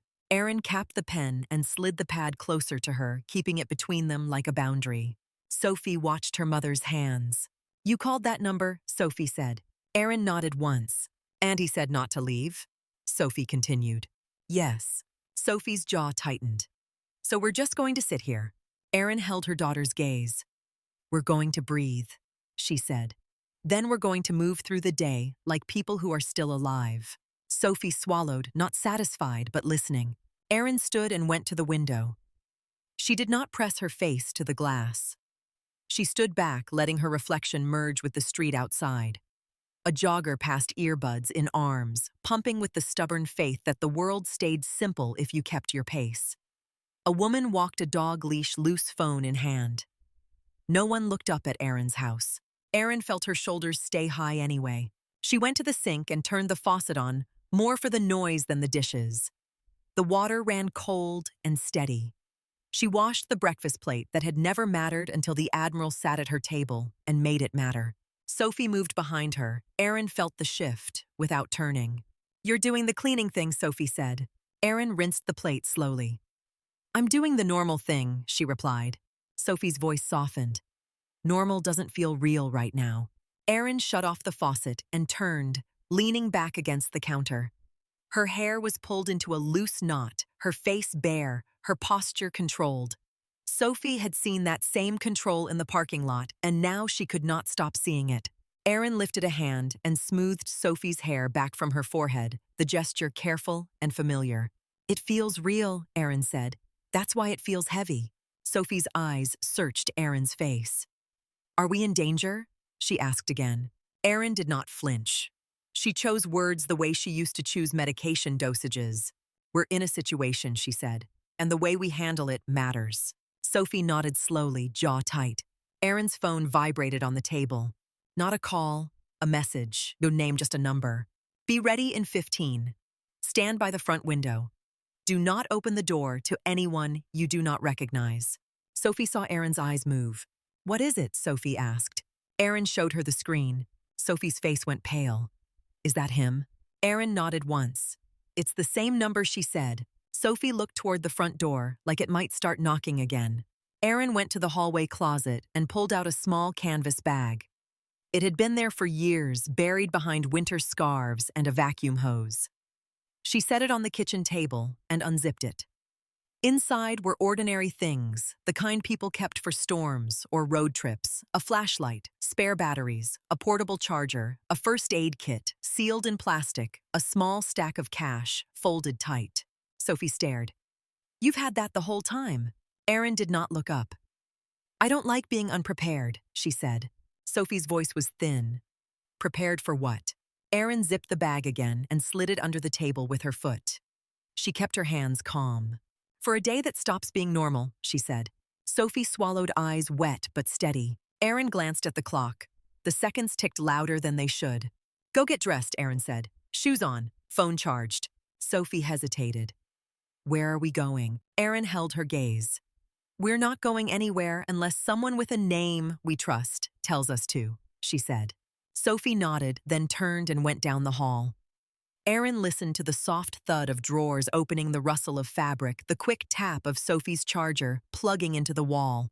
Erin returned to the window, standing just off to the side, so she could see without being easily seen. A gray sedan rolled into view at the end of the street, slow enough to make her muscles tighten. It paused, then continued past, turning the corner like it belonged. Erin exhaled slowly and did not move. Her phone vibrated again, a call. Same number. Erin answered without greeting. "Ms. Calloway," the voice said, calm clipped. Erin kept her eyes on the street. "Where are you?" she asked. A block away, the voice replied. "Do you see the white service van with a blue logo at the intersection?" Erin's gaze sharpened. A white van sat near the stop sign, hazard lights blinking once, then off. It looked like a cable company. It looked boring. "Yes," Erin said. "Walk out now," the voice said. "Bring your daughter." Sophie returned to the kitchen in sneakers and jeans, hair pulled back, phone in her hand. She heard the last sentence and froze. Erin did not look at Sophie. She kept her voice low. "Identity," Erin said. The voice did not hesitate. "Commander Nathan Raines," it replied. "Naval Criminal Investigative Service. Your number is on a card Admiral Shaw gave you. You called it. This line is secure." Erin's jaw tightened. She had expected a clean answer. The speed of it still felt like a trap. "Proof," Erin said. A pause. Then, the voice said, "The burn scar on your left wrist is from a steam line in a field surgical unit in Fallujah. You hit it with a watch for your first year back stateside." Erin's throat tightened. Sophie stared at her mother, eyes wide. Erin kept her voice steady. How do you know that? Because I was on the same base when you came through medical, Rains said. Because you filed a report that mentioned the incident. Because I read the report years ago. Because it matters now. Erin felt her grip tighten on the phone. Why, she asked. Because someone used my name on an audio recording connected to your incident, Rains replied. And because I need you to walk to the van before anyone else decides to walk to you. Erin's stomach turned. She did not like the word need. Sophie's voice shook. Mom, she whispered. Erin met her daughter's eyes. 1 beat. 2. Then Erin nodded slightly, not agreement but reassurance. Erin ended the call and moved quickly but calmly. She grabbed the canvas bag from under the table. She checked the front lock again, habit more than necessity, then unhooked the chain and opened the door. The morning air hit them cool and damp. Erin stepped onto the porch first, scanning left and right without making it obvious. Sophie followed close behind, shoulder almost brushing Erin's arm. They walked down the driveway at a steady pace. Erin did not rush. Rushing drew eyes. She kept her posture loose like a mother taking her daughter somewhere ordinary. The service van sat at the intersection. The logo on the side was generic enough to be forgettable. The driver's door opened as they approached. A man stepped out.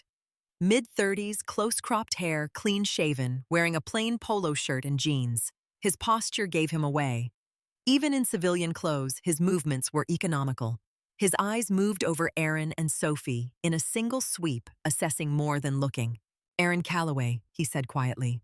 Erin stopped a few feet away. Commander Rains, she replied. He nodded once. Sophie, he said, not asking. Sophie's shoulders stiffened. Yes, she said. Rains opened the sliding door of the van. Inside, the back had been stripped down to 2 bench seats facing each other. No tools, no equipment. Just a plain interior that smelled like new plastic and coffee. Rains gestured. Get in, he said. Erin paused. Where are we going? Rains held her gaze. To a room with no windows, he replied. Because too many rooms have ears. Erin nodded once and stepped in, pulling Sophie in behind her. The door slid shut. The van moved. For the first few minutes, no one spoke. The streets of Chesapeake passed outside in brief flashes through the front windshield. Erin kept her eyes on reflections, on angles, on the way other cars held their distance. Sophie sat rigid, hands in her lap, jaw clenched. Rains drove like someone who wanted to arrive without anyone noticing he had left. They turned into an industrial area near the water warehouses and fenced lots and long stretches of road that held nothing interesting. Rains pulled into a gated compound with no sign. A guard at the entrance scanned a badge and waved them through without looking surprised. Rains parked in a garage and turned off the engine. The quiet inside the van felt like pressure. He looked back at Erin. Phone, he said. Erin pulled her phone out and handed it over. Sophie hesitated, then did the same. Rains placed both phones into a small metal box and closed the lid. He did not explain what the box did. He did not have to. He opened the van door. Follow me, he said. They walked through a corridor that smelled like disinfectant and machine oil. Erin's mind cataloged exits without permission. A door on the left, a camera on the ceiling, another camera at the corner, a keypad, 2 guards in plain clothes who did not look at them longer than necessary. The room Rains led them into was small and clean. A table, 3 chairs, a whiteboard, a file folder placed neatly in front of Erin's chair like someone had set a place at dinner. Rains sat across from Erin. Sophie sat beside Erin, close enough that Erin could feel her daughter's knee bump hers. Rains opened the folder and slid a single photo across the table. Dane Mercer and Rico Blaine in the parking lot. A second photo. The same men at a loading dock. A third photo. A van, different color, different plate. Yesterday, Rains said voice steady was a test that failed. Erin held his gaze. A test for what? Rains tapped the van photo. For speed, he said. For compliance. For how quickly they can move a person from public space into a vehicle. They choose locations that create plausible confusion. Sophie's mouth tightened. People walk past, she said quietly. Rains glanced at her. People keep living, he replied. Not cruel, not kind, just factual. Aaron's jaw tightened. Lydia Shaw told me she recorded audio, Aaron said. Rains nodded once. She did, he said. We have it. Aaron felt her pulse rise. And she heard your name, Aaron said. Rains held Aaron's gaze. She heard my last name, he corrected. And that's the problem. Sophie leaned forward. You're the bad guy, she said, voice shaking. Aaron's hand moved slightly on Sophie's thigh, a silent caution. Rains did not react. He looked at Sophie with a steady patience. If I were, he said, you would not be sitting in a secured facility. You would be missing. Sophie swallowed. Aaron kept her eyes on Rains. Explain, Aaron said. Rains leaned back slightly. My name was used by someone else, he said. Or it was used to direct someone else. Either way, it's intentional. Someone wants to point attention toward me. Someone wants to muddy the water. Aaron's voice stayed calm. Inside, she said. Rains nodded once. Inside, he replied. Or close enough to look like inside. Aaron's fingers tightened on the table edge. Detective Alvarez is working this, Aaron said. Local. Rains's gaze sharpened. Alvarez is useful, he said. He is also visible. Visibility gets people killed in this kind of work. Aaron's eyes narrowed. He called me, Aaron said. He warned me. He wants to help. Rains held Aaron's gaze. So do I, he replied. Sophie's voice was thin. Then why did you tell us not to leave? She asked. Rains looked at Sophie. Because I don't trust the street around your house right now, he said. Because this network uses watchers who don't look like watchers. Because there are people who will take a risk if they think the reward is worth it. Aaron felt anger flare. So you pull us into a van, she said. That's your solution. Rains did not flinch. It's a controlled environment, he said. It removes variables. Aaron stared at him. She hated that the logic was clean. Rains slid another document across the table. A timeline, locations, vehicle descriptions, a list of names with redactions. Aaron's eyes moved over it fast. Her mind did what it had always done under pressure. It stripped noise away until only pattern remained. These are linked, Aaron said quietly, pointing to 2 locations. Same route, same exit options. Rains nodded. That's why Lydia noticed, he said. It was too consistent. Sophie looked at the paper and then away, as if seeing it made it real in a way she could not handle. Aaron's gaze caught on a company name printed in clean block letters. Tidewater Transit Solutions. Aaron tapped it. Front, she said. Rains's eyes narrowed. Why? Aaron's voice stayed calm. Because it sounds like paperwork, she said. Because it's forgettable. Because the address ties to a warehouse that should have more public records if it's legitimate. Rains watched her, then nodded slightly. You still think like a field analyst, he said. Aaron ignored the observation.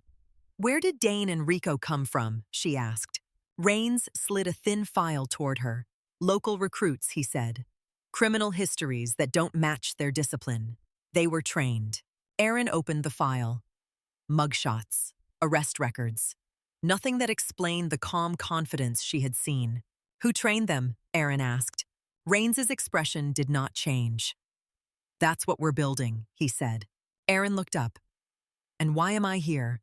Rains leaned forward slightly. Because you saw them up close, he said. Because you moved in a way that made them adjust. Because you can describe details that cameras miss. Aaron felt Sophie stiffen beside her. Rains continued. And because you can do it without needing to be the story. Aaron's jaw tightened. She could hear the careful way he placed the words, the way he tried to make the offer sound like protection rather than recruitment. Aaron spoke evenly. I'm not joining anything, she said. Rains nodded. I'm not asking you to join, he replied. I'm asking you to consult. Privately. For one purpose. Help us map behavior, not chase individuals. Aaron stared at him. That phrasing landed differently. It sounded like work she had done before work that lived in quiet rooms and ended in early morning warrants. Sophie's voice shook. Mom, she said as if the word itself could pull Aaron back. Aaron reached for Sophie's hand and held it, not squeezing, just steadying. Aaron looked at Rains. My terms, she said. Rains nodded once. Say them, he replied. Erin's voice stayed flat. No public mention, she said. No recorded role. No contact that brings this to my door. Rains did not blink. Agreed, he said. Erin's eyes narrowed. And my daughter, she said. Rains's gaze shifted to Sophie briefly. She stays out of it, he said. Sophie's jaw tightened. I'm already in it, she whispered. Erin turned to her. You're in my life, Erin said quietly.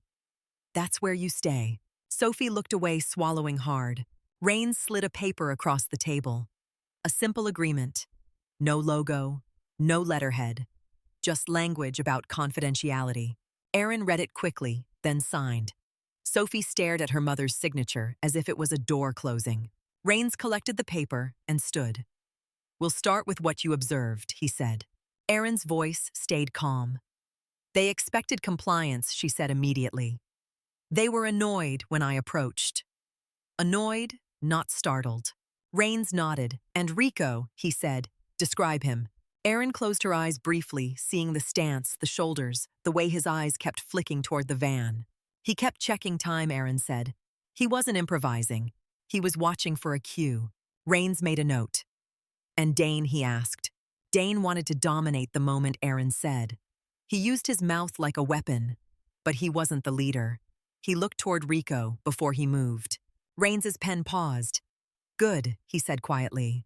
Sophie listened, face pale. Erin could feel her daughter trying to make herself smaller, like that would make the story less real. Rains placed the folder back on the table. We'll keep you informed through secure channels, he said. Erin's eyes narrowed. Not my phone, she said. Rains nodded. Not your phone, he replied. He retrieved their phones from the metal box and handed them back. You go home now, he said. You do your day. Erin stood. Sophie stood a half second after, as if she had forgotten how. Rains looked at Sophie. You did a brave thing yesterday, he said. Sophie's eyes flashed. I just saw, she replied. Rains held her gaze. Seeing is rare, he said. Erin's hand tightened on Sophie's wrist, a silent warning against words that would spill into anger. They left the building the same way they came. Quiet corridors, cameras, guards who did not stare. Back into the service van. Back through the gate. Back onto roads that looked ordinary again. On the ride home, Sophie finally spoke. You signed something, she said. Erin kept her eyes forward. I signed an agreement to be quiet, Erin replied. Sophie's voice tightened. That's not quiet, she said. That's involved. Erin glanced at her daughter, then back to the road. It's controlled, Erin said. Controlled is different. Sophie stared out the window. Nothing feels controlled, she whispered. Erin said nothing. She understood that truth too well. When they reached their street, Erin did not pull into the driveway right away. She drove past their house once, slow eyes scanning for anything out of place. The gray sedan was gone. The street looked clean. Kids on bikes. A neighbor carrying groceries. Curtains in windows. Erin turned and parked in the driveway. They went inside. Erin locked the door and set the chain. Then she did it again, checking the lock with her fingertips, as if touch could confirm reality. Sophie put her phone on the counter. Her hands shook slightly. Erin poured Sophie a glass of water and slid it across the counter. Drink, Erin said. Sophie took a sip, then set the glass down with a small clink. You're acting like this is normal for you, Sophie said. Erin's voice stayed calm. I'm acting like I know what panic costs, she replied. Sophie's eyes glistened. I don't want to be brave, she said quietly. I just want to go to the beach with my friend. Erin's chest tightened. She reached across the counter and touched Sophie's hand. You still can, Erin said. Not today. Sophie's jaw tightened. She did not argue. She nodded once, sharp and resentful, then turned and walked to her room. Erin stood alone in the kitchen, listening to the house settle again. She had built a life where her daughter could plan beach days. Now her daughter had to measure days in terms of risk. Erin hated that. Her phone rang. Detective Alvarez. Erin answered. Alvarez, she said. His voice came through rougher than before. You weren't home earlier, he said. Erin's jaw tightened. You drove by, she replied. I did, Alvarez said. Unmarked. No lights. I wanted to see if anything was off. Aaron looked toward the front window. Why, she asked. Alvarez exhaled. Because someone pulled your address from the report, he said. Not my people. Not my system. Aaron felt cold creep up her arms. How do you know, she asked. Alvarez's voice dropped. Because I saw the access log, he said. Someone used a credential that doesn't belong to my department. And now the log entry is gone. Aaron stared at the wall, mind narrowing. Inside, Aaron said. Alvarez did not deny it. Yeah, he replied. Aaron's fingers tightened around the phone. Where's Lydia? Aaron asked. Moved, Alvarez said. Not by me. By someone with more authority than my badge. Aaron swallowed. Admiral Shaw, she said. Alvarez's silence was sharp. So you do know who he is, he said. Aaron's jaw tightened. It doesn't matter who he is, she replied. It matters who's leaking. Alvarez exhaled. I don't like this, he said. Every time I pull a thread, it snaps. Aaron closed her eyes briefly. Stop pulling in the open, she said. Alvarez's voice hardened. Don't tell me how to do my job, he said. Aaron's voice stayed flat. I'm telling you how to stay alive while you do it, she replied. A beat of silence. Then Alvarez's tone shifted quieter. Okay, he said. Then tell me what you think. Aaron looked at the legal pad on the table with Rains written at the top. I think those men have a handler, Aaron said. I think the handler is local enough to guide them, but insulated enough to avoid records. I think Lydia's paperwork threatened something that's been moving quietly through the port. Alvarez exhaled slowly. We're checking carriers, he said. But it's a mess. Aaron's eyes sharpened. Look for consistency, she said. The same kind of consistency that makes it look legitimate. Repeated routes. Repeated vendors. Repeated stops. Alvarez was silent for a moment. You should be on a task force, he said. Aaron's mouth tightened. I'm a mother, she replied. Alvarez's voice softened slightly. You can be both, he said. Aaron did not respond. She ended the call and set the phone down carefully. That afternoon, Aaron cooked lunch that neither of them ate much of. Sophie stayed in her room, curtains half drawn, pretending to scroll, while her mind replayed the parking lot again and again. Aaron could feel it in the way the house held silence, like it was waiting for the next sound that mattered. Aaron went to the laundry room and started a load of towels they did not need washed, because sound and motion kept her from sinking into thoughts that had no bottom. She folded clean shirts with crisp edges, stacking them in perfect piles, the way she once packed medical kits. When the sun began to lower, Sophie finally came out. I want to go for a run, Sophie said, voice cautious. Aaron looked at her. Not alone, Aaron replied. Sophie's jaw tightened. I always run alone, she said. Aaron shook her head once. Not today, she replied. Sophie stared at her mother, anger rising like heat. So I'm grounded, she said. Aaron's voice stayed calm. You're protected, she corrected. Sophie's eyes flashed. That feels the same. Aaron held her gaze. It isn't, she said. Sophie turned away sharply, then stopped at the hallway. She spoke without looking back. You can't keep me in this house forever, she said. Aaron's chest tightened. I'm not trying to, she replied. Sophie disappeared into her room again. Aaron stood there listening to the door click shut, feeling a familiar ache. In the Navy, responsibility was clear. Patience, protocols, orders. At home, responsibility had a heartbeat and a name, and eyes that looked like Aaron's. Aaron's phone buzzed, not a call. A message encrypted through an app she did not recognize, installed remotely without asking permission. A time, an address, a request to be present. Aaron stared at it. She did not like how easily her phone became someone else's tool. Still, she understood the need for speed. She knocked on Sophie's door. Sophie, she said. The door opened. Sophie's eyes were red, but her voice was steady. What she asked. Aaron showed her the screen. Sophie's face tightened. You're going, she said. Aaron nodded. Sophie swallowed. And I'm staying. Aaron held her gaze. Yes, she said. Sophie's jaw tightened. That's not fair. Aaron's voice stayed calm. Fair doesn't stop people like this, she said. Sophie flinched at the phrase. Aaron regretted it immediately. She softened her tone. I need you here, Aaron said. I need you to do one thing. Sophie's eyes narrowed. What she asked. Aaron handed Sophie a small card from her wallet. A neighbor's number.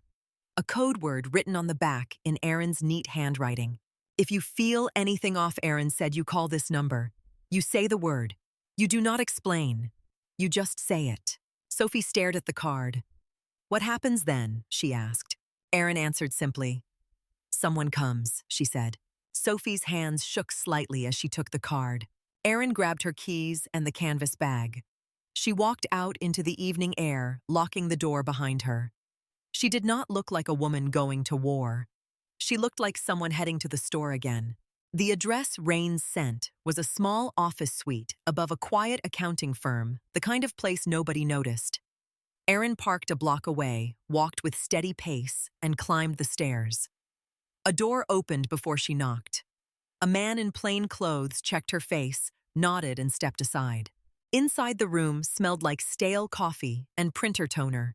A whiteboard held maps and lines drawn in clean marker. Two agents stood near a table covered in photos and documents. Rains was there along with Admiral Shaw, his presence filling the small space without raising his voice. Lydia sat in a chair in the corner, a blanket around her shoulders, again, eyes clearer than they should have been after what she survived. Her hands still trembled when she lifted a paper cup to drink. When Lydia saw Aaron, her shoulders eased slightly. Relief, yes.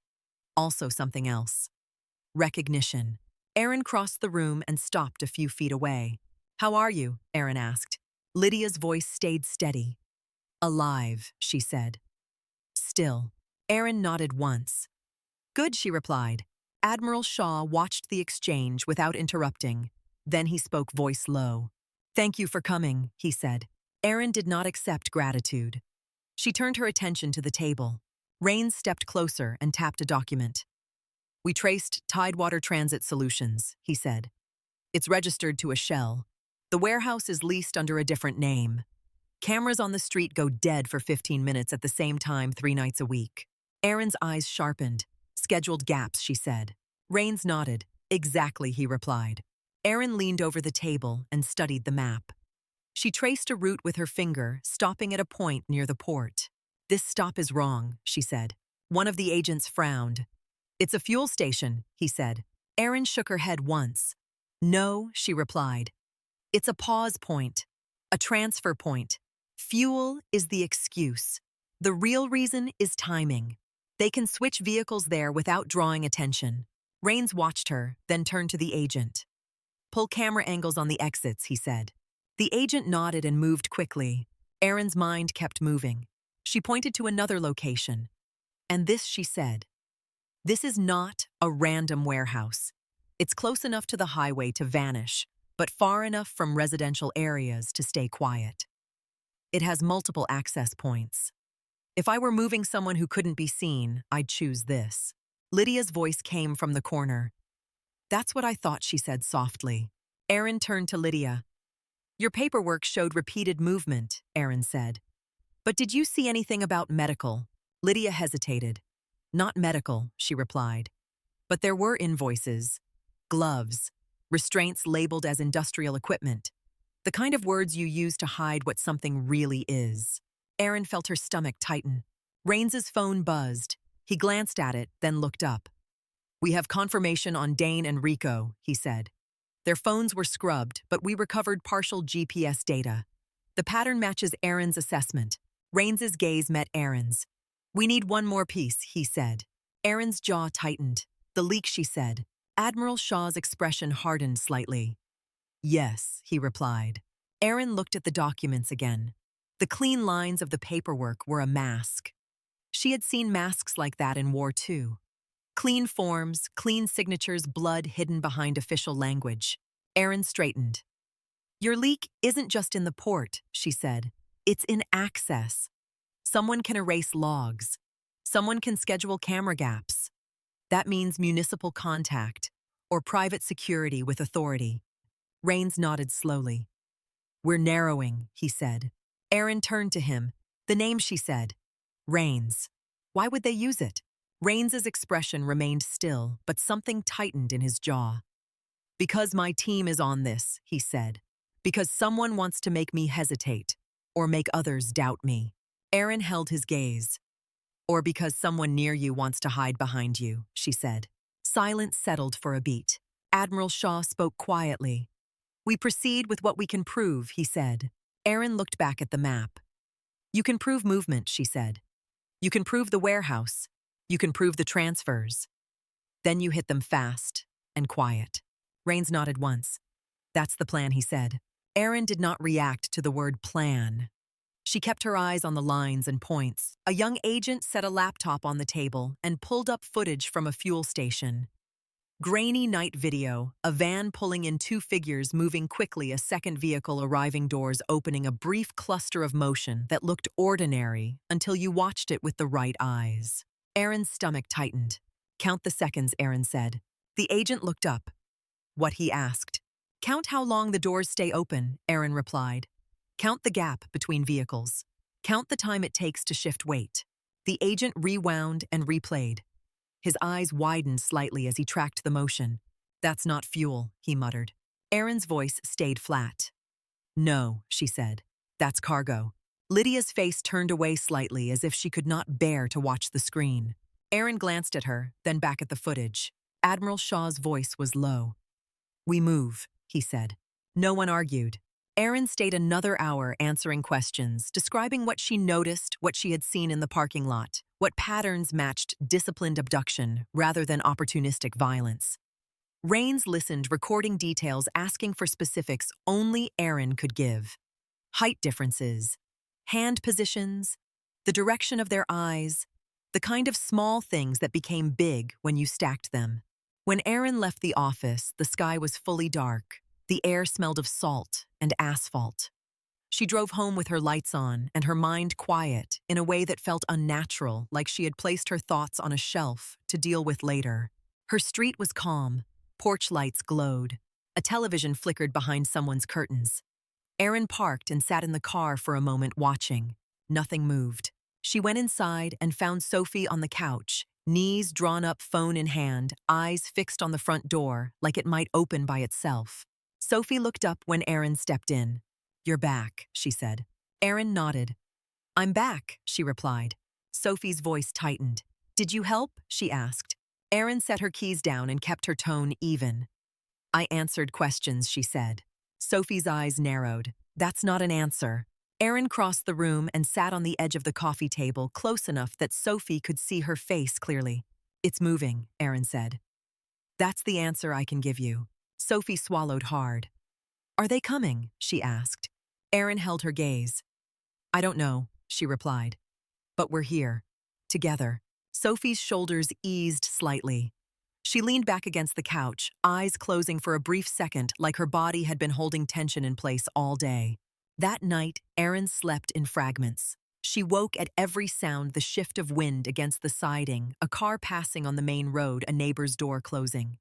Each time, she forced her breathing back into rhythm. Each time, she checked the clock and told herself time was still moving. Near dawn, her phone buzzed. A single message from the same encrypted channel. Stay home today. Keep routine.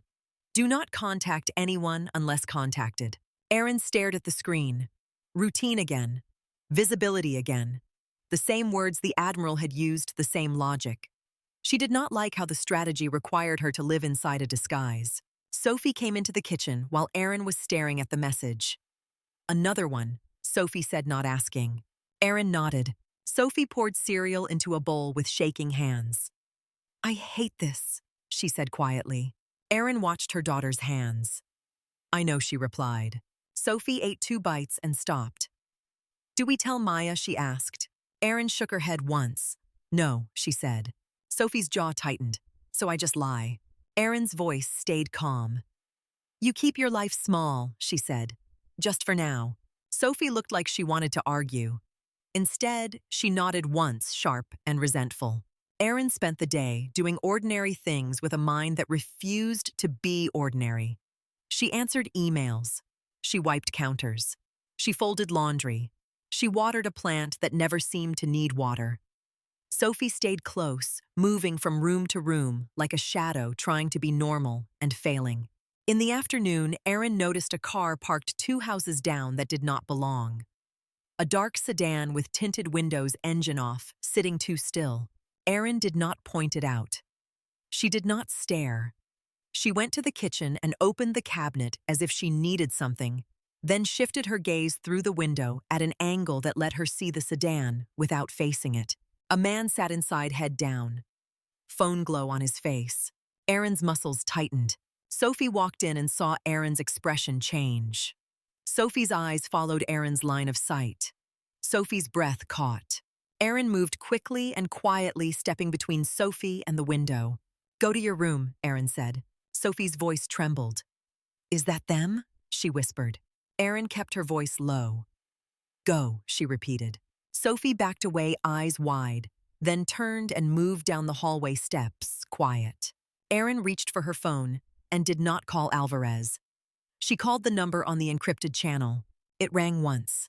Rains answered. "Calloway," he said. "There's a sedan parked 2 houses down," Aaron said. Dark, tinted. Man inside on phone. A pause that was too short to be panic. "Stay inside," Rains said. "Do not confront." Aaron's jaw tightened. "I'm not," she replied. "But my daughter is here." "I know," Rains said. "We have eyes." Aaron felt anger flare, where she asked. Rains did not answer the where. He answered the only thing he thought mattered. "Do not go to the windows," he said. "Give it 10 minutes. Aaron ended the call and moved through the house with controlled speed. She closed curtains without slamming them. She checked the back door lock. She turned off the lights in the front room. She went to Sophie's bedroom and found her daughter sitting on the floor, back against the bed, phone in her hand, like a weapon she did not know how to use. Sophie looked up. Her eyes were wet. "Mom," she whispered. Aaron knelt in front of her daughter. She placed her hands on Sophie's knees, firm and grounding. "Breathe," Aaron said. Sophie tried. Her breath hitched. Aaron kept her voice calm. "In," she said. "Out." Sophie followed. Slowly, the panic in her face softened into fear she could carry. Sophie swallowed. "Is he watching?" she asked. Aaron held her gaze. "Maybe," she replied. "Or maybe he's waiting." Sophie's voice shook. "For what?" Aaron's throat tightened. "For someone else," she said. They stayed there in the quiet, listening. Aaron counted seconds in her mind without meaning to. After a while, Aaron heard a car door open outside. Footsteps. Then another set of footsteps, faster. A voice, low, indistinct. A brief pause. Then the sound of an engine starting. Aaron stood and moved to the hallway, stopping short of the window. She angled her body and looked through a narrow gap in the curtain. The sedan pulled away from the curb, turning the corner at the end of the street. Aaron exhaled slowly and did not move. Her phone buzzed, a message from Rains. "Vehicle identified. Not connected. Still stay alert." Aaron stared at the words. Not connected. Still alert. The world of maybes and stills. Aaron did not like living in gray. Sophie stepped into the hallway behind her. "Is it gone?" Sophie asked. Aaron nodded once. "It's gone," she said. Sophie's shoulders sagged. "You said you had eyes," Sophie whispered. Aaron looked at her daughter. "He did," she said. Sophie's mouth tightened. So somebody was watching us, watching him. Aaron did not answer. She could not deny it without lying. That evening, Aaron got another encrypted message, a single line. "Tomorrow morning, action."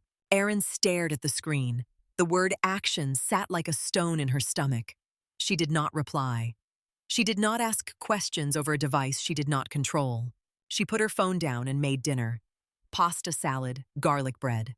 The kind of meal that belonged to normal families on normal nights. Sophie ate a few bites and pushed her plate away. "I don't want food," she said. Aaron kept her voice gentle. "Eat anyway," she replied. Sophie stared at her. "How are you so calm?" she asked. Aaron did not look away. "I'm not calm," she said. "I'm controlled." Sophie swallowed. "Is that better?" Aaron's throat tightened. "It keeps us moving," she said. They cleaned the kitchen together.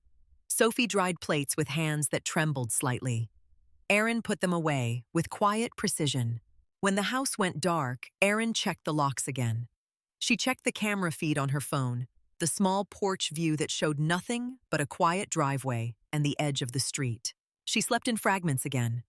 Each time she woke, she listened for Sophie's breathing down the hall. Each time she heard it, she let herself exhale. In the morning, before the sun fully rose, Aaron's phone buzzed. A call from Rains. Aaron answered without speaking.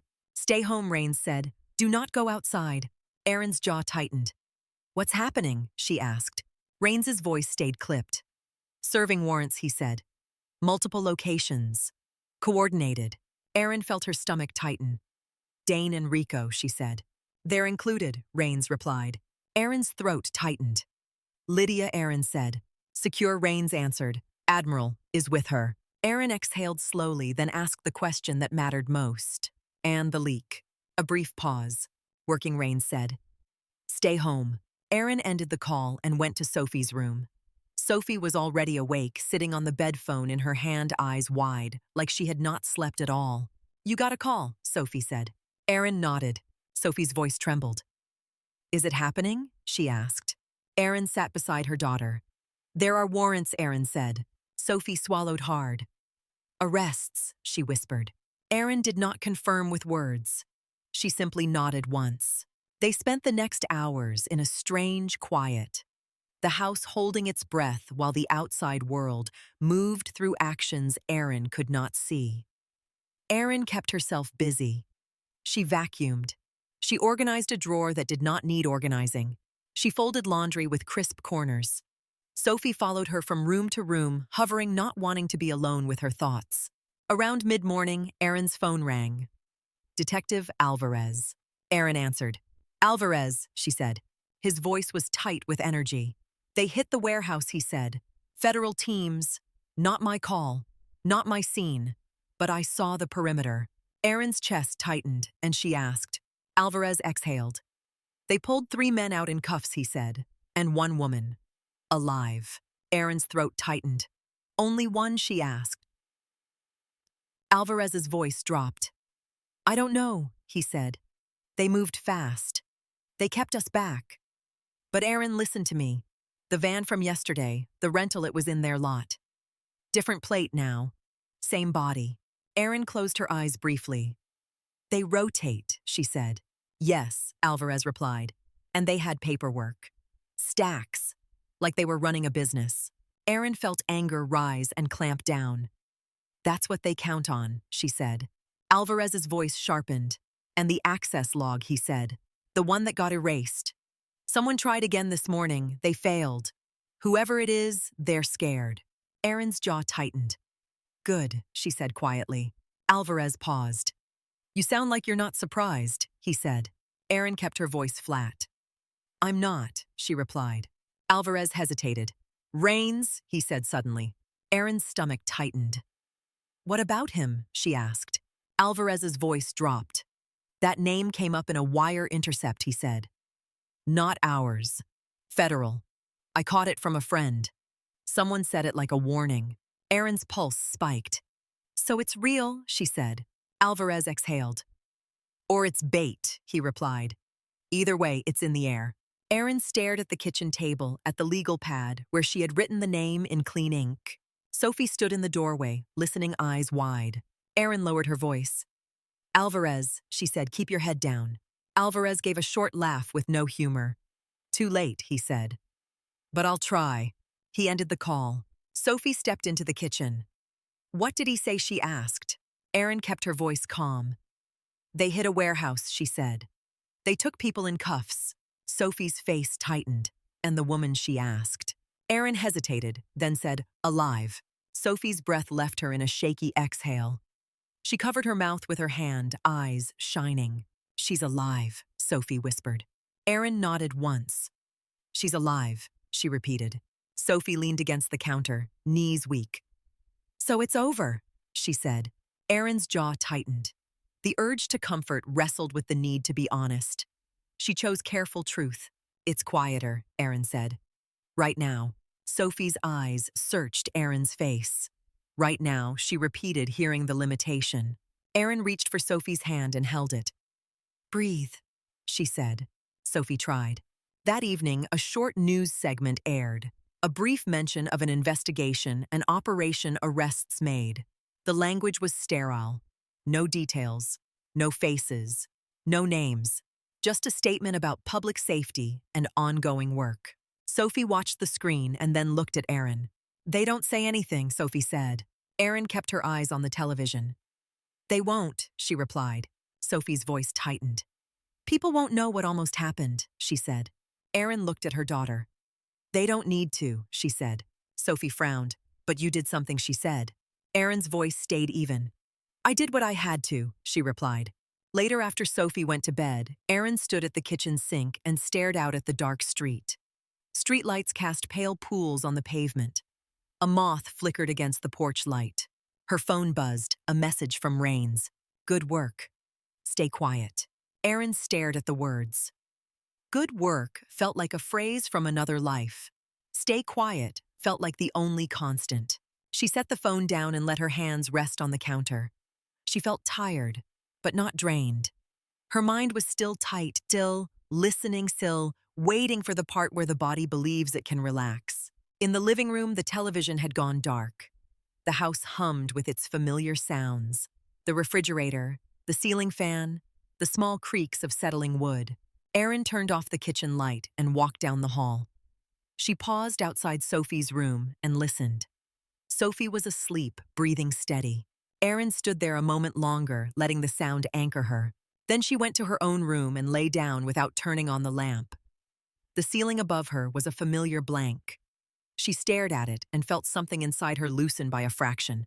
Not relief, not victory.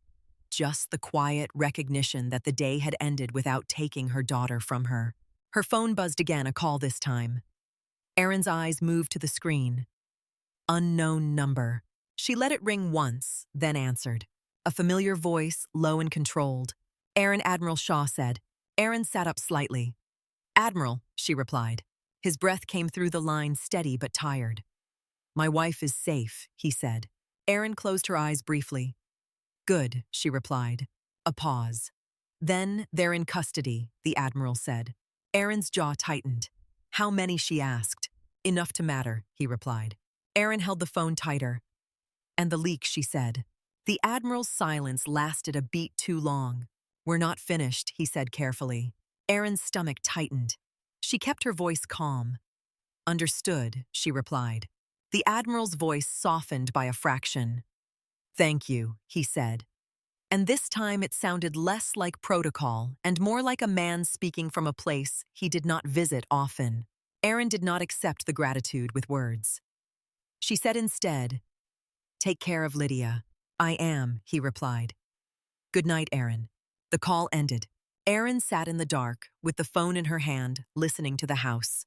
Her body still held tension like it did not trust quiet. In the other room, Sophie shifted in her sleep and sighed a small sound that reminded Erin what mattered. Erin set the phone down and lay back, eyes open, breathing slow. Outside, the streetlights stayed on steady and indifferent as the neighborhood settled into another night. Erin woke to a house that sounded the way it always had. The refrigerator cycling, the faint rush of air through a vent, a single bird calling from somewhere near the fence line. The quiet was ordinary, and that was what made it hard to trust. She lay still for a moment, listening past the familiar sounds for something that did not belong. No footsteps outside. No engine idling too long. No knock with measured patience. In the hall, Sophie's door creaked softly, then went quiet again. Erin waited, then heard the soft pad of bare feet. Sophie appeared in the kitchen a few minutes later, hair pulled back, sweatshirt sleeves pushed to her elbows. Her eyes looked tired in a way that sleep could not fix. She opened the cabinet, took out a bowl, then stopped with her hand hovering as if she had forgotten what the bowl was for. Erin stood at the stove with a pan warming, the scent of butter rising into the air. You're up, Erin said. Sophie nodded once. I didn't really sleep, she replied. Erin cracked eggs into the pan, the sound sharp in the quiet room. The yolks held for a second, then broke. Sophie watched her mother's hands. The movements were steady, unhurried, precise. You're cooking like it's Sunday, Sophie said. Erin kept her eyes on the pan. It's breakfast, she replied. Sophie's mouth tightened. Nothing feels like breakfast right now. Erin turned the eggs gently. Eat anyway, she said. Sophie sat at the table and folded her hands in front of her as if they needed a job. Aaron plated the eggs, set them down, then placed toast beside them. No pep talk, no forced smile, just food offered like a quiet promise that the body mattered. Sophie took a bite and chewed slowly, eyes unfocused. Aaron sat across from her with coffee and did not look at her phone until Sophie had taken 3 bites. Then Aaron glanced down and saw a message from the encrypted channel. Contained, "No movement on your address overnight. Continue routine." Aaron read it once, then set the phone face down again. Sophie noticed anyway. "Another message," she said. Aaron nodded. Sophie's voice was flat. "Routine," she guessed. Aaron did not lie. "Routine?" She confirmed. Sophie stared at her eggs like she was trying to find the word that would make this feel less wrong. "I want to go to the beach," Sophie said quietly. Aaron held her gaze. "Not today," she replied. Sophie's jaw tightened, then loosened as if she had run out of anger. "I know," she said. "I just wanted to say it out loud." Aaron nodded once. "Okay," she said. They ate in silence. Not hostile, just careful. The kind of quiet that held fear without letting it spill. When the dishes were done, Aaron wiped the counter, even though it was already clean. Sophie dried plates, hands moving slower than usual. Sophie spoke without looking up. "Did you ever get used to it?" she asked. Aaron paused with a towel in her hand. Used to what she asked? Sophie's fingers tightened around a plate. "Knowing something bad could happen and still having to live like it's Tuesday," she said. Aaron set the towel down. "You don't get used to it," she replied. "You get practiced at not letting it own you." Sophie swallowed. "That sounds like the same thing," she said. Aaron shook her head. "It isn't," she replied. Sophie did not argue. She set the plate in the cabinet and closed the door carefully. Late morning brought sunlight that made the kitchen look too bright. Aaron opened a window and let fresh air in. The neighborhood outside carried on with its small routines. A man walked his dog. A kid pedaled a bike in slow circles. A delivery truck stopped at the corner, dropped a box, moved on. Sophie stood near the living room window, hands clasped behind her back, watching the street with the same intensity she had used in the parking lot. Aaron saw it and felt the twist in her chest. She wanted to say, "Stop looking." She wanted to say, "Be 18." She wanted to say the world is safe again. She did none of those things. She walked over and stood beside Sophie close enough that their shoulders almost touched. "See anything?" Aaron asked. Sophie shook her head. "No," she said. Then quieter, "I can't stop checking." Aaron did not tell her to stop. She simply said, "Me neither." Sophie turned her head, eyes shining with frustration. "So this is what it is now," she said. Aaron held her gaze. "It's what it is today," she replied. Sophie looked back out the window, breathing slow. The doorbell rang at noon. Aaron and Sophie both froze for a fraction of a second, and Aaron hated that the sound could still take something from them. Aaron moved first, not rushing, not hesitating. She checked the camera feed on her phone, then the peephole. Detective Alvarez stood on the porch in plain clothes badge clipped at his belt, hands visible.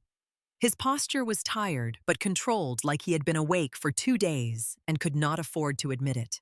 Aaron opened the door without unhooking the chain. Alvarez held up both hands slightly, a silent sign of peace. "Can we talk?" he asked. Aaron looked over his shoulder at the street. No other cars. No second figure. She unhooked the chain and opened the door wider. Alvarez stepped inside. He glanced towards Sophie, then back to Aaron. "Sophie," he said, nodding politely. Sophie stood a few steps behind Aaron, arms folded. "Detective," she replied, voice steady. Alvarez lowered his voice. "I'm not here to scare you," he said. Sophie's mouth tightened. "I'm already scared," she replied. Alvarez's expression softened by a fraction. "Fair," he said. Aaron gestured toward the kitchen. Alvarez followed. He did not sit until Aaron sat. Sophie remained standing near the doorway, close enough to listen, far enough to bolt if she needed to. Alvarez set a thin folder on the table. "They hit 4 locations," he said. "Warehouse, fuel station, a small office, and a house in Portsmouth." Aaron kept her face neutral. "How many?" she asked. Alvarez exhaled. 7 in cuffs, he said. 2 of them are the men from the parking lot." Sophie's breath caught. Erin reached for her hand under the table and squeezed once, steady. Alvarez looked at Sophie. They can't hurt anyone today, he said. Sophie's eyes glistened. Today, she repeated. Alvarez did not pretend. Today matters, he replied. Erin's gaze stayed fixed. And Lydia, Erin asked. Alvarez's jaw tightened. Safe, he said. Moved. Federal protection. Not my show. Erin nodded once, accepting the limitation. Alvarez tapped the folder. I brought this because your name ended up in a report, he said. I flagged it for restriction, but someone tried to access it again this morning. Erin's stomach tightened. You said the log got erased, she said. It did, Alvarez replied. Then it happened again. Different method. Cleaner. Erin's eyes narrowed. Inside, she said. Alvarez nodded. Someone with credentials that don't belong to my department, he said. Sophie's voice was small. So even the police aren't safe, she said. Alvarez looked at her. Most of us are, he replied. But it only takes one person in the wrong place. Erin's jaw set. Do you know who Erin asked? Alvarez hesitated. Then he slid a single sheet out of the folder and turned it toward Erin. A name, a role, a line that read like bureaucracy. Erin read it once and felt something cold settle in her chest. The person wasn't a street criminal. The person wasn't a cop. The person was a liaison tied to port operations and municipal contracting. Someone who could erase records and schedule camera gaps without raising suspicion. Erin looked up. You can prove it, she asked. Alvarez shook his head slightly. Not cleanly, he said. Not yet. But federal teams have their own work. My job is to make sure you don't end up alone in this. Sophie stared at the sheet, then looked away, overwhelmed. Erin placed the paper back on the table with careful control. Why bring it to me? She asked. Alvarez's eyes held hers. Because you're the one person in this story who didn't want to be seen, he said. And somebody decided to see you anyway. Erin felt a flash of anger. So you thought I should know, she said. Alvarez nodded. Yes, he replied. I also thought you should hear this. He leaned forward slightly. I've been a cop for 15 years, he said. I've watched people freeze while someone gets hurt. I've watched people walk away. Yesterday, you didn't. Erin did not accept the praise. She kept her voice flat. I had to, she said. Alvarez's gaze flicked towards Sophie. Because she asked you, he said quietly. Sophie's lips parted.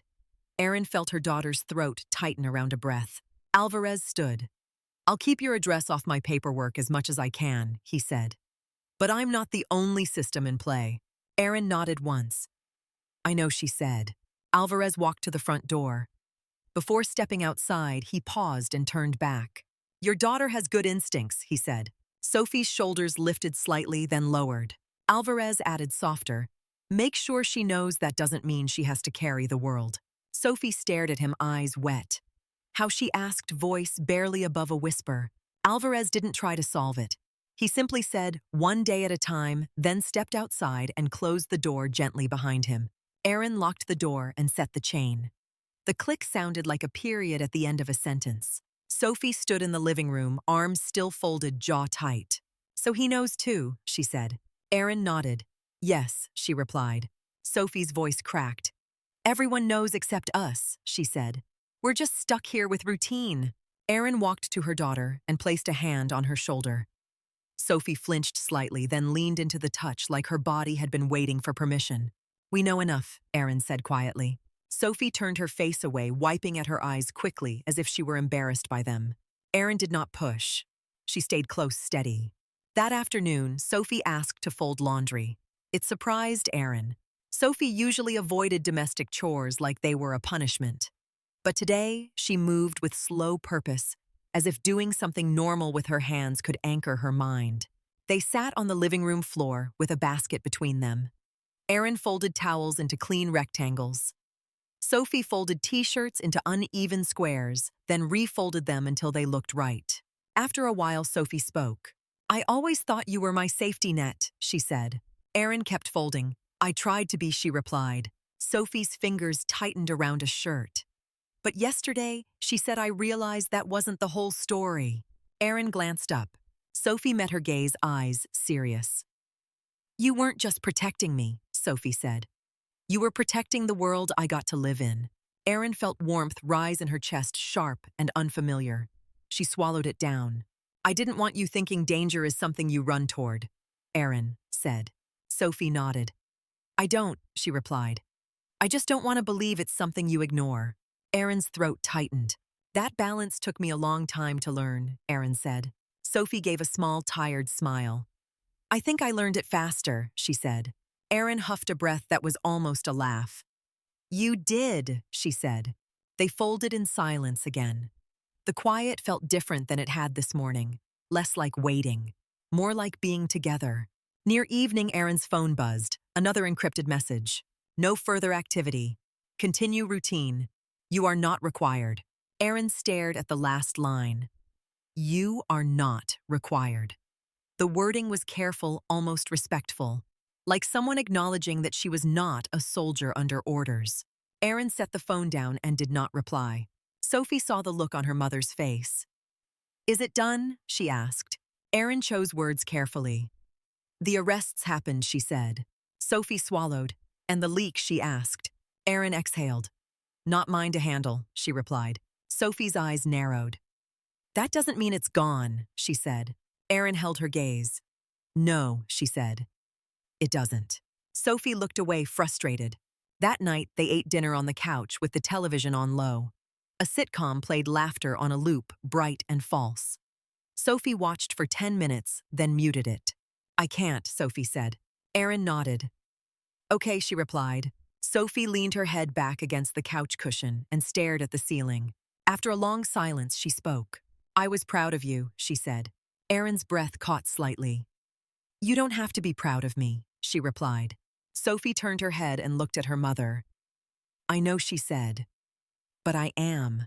Erin looked at Sophie's face and saw not a child asking for comfort, but a young woman trying to place something heavy into a shape she could carry. Erin spoke softly. I worried about what you'd take from yesterday, she admitted. I worried you'd see the danger and not the reason. Sophie's eyes stayed steady. I saw the reason, she said. I saw you choose someone else's safety even when it cost you comfort. Erin closed her eyes briefly. The words hit in a place she had kept guarded. I didn't want you to learn bravery means you have to be fearless, Erin said. Sophie shook her head. I don't want to be fearless, she replied. I want to be honest about fear and still act when it matters. Erin felt something shift inside her, not like a victory, more like a knot loosening. Then you're already ahead of me, Erin said. Sophie's mouth tightened. No, she said. I learned it from you. Erin stared at her daughter, heart tight. She had tried so hard to separate who she had been from who she wanted to be.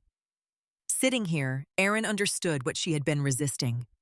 The past was not a separate person. It was a set of tools and scars and reflexes that lived in her body. She could hide them, but she could not erase them. Sophie scooted closer and, without speaking, rested her head on Erin's shoulder. It was a small gesture, almost childish, and that was why it hurt. Sophie had not done that in years.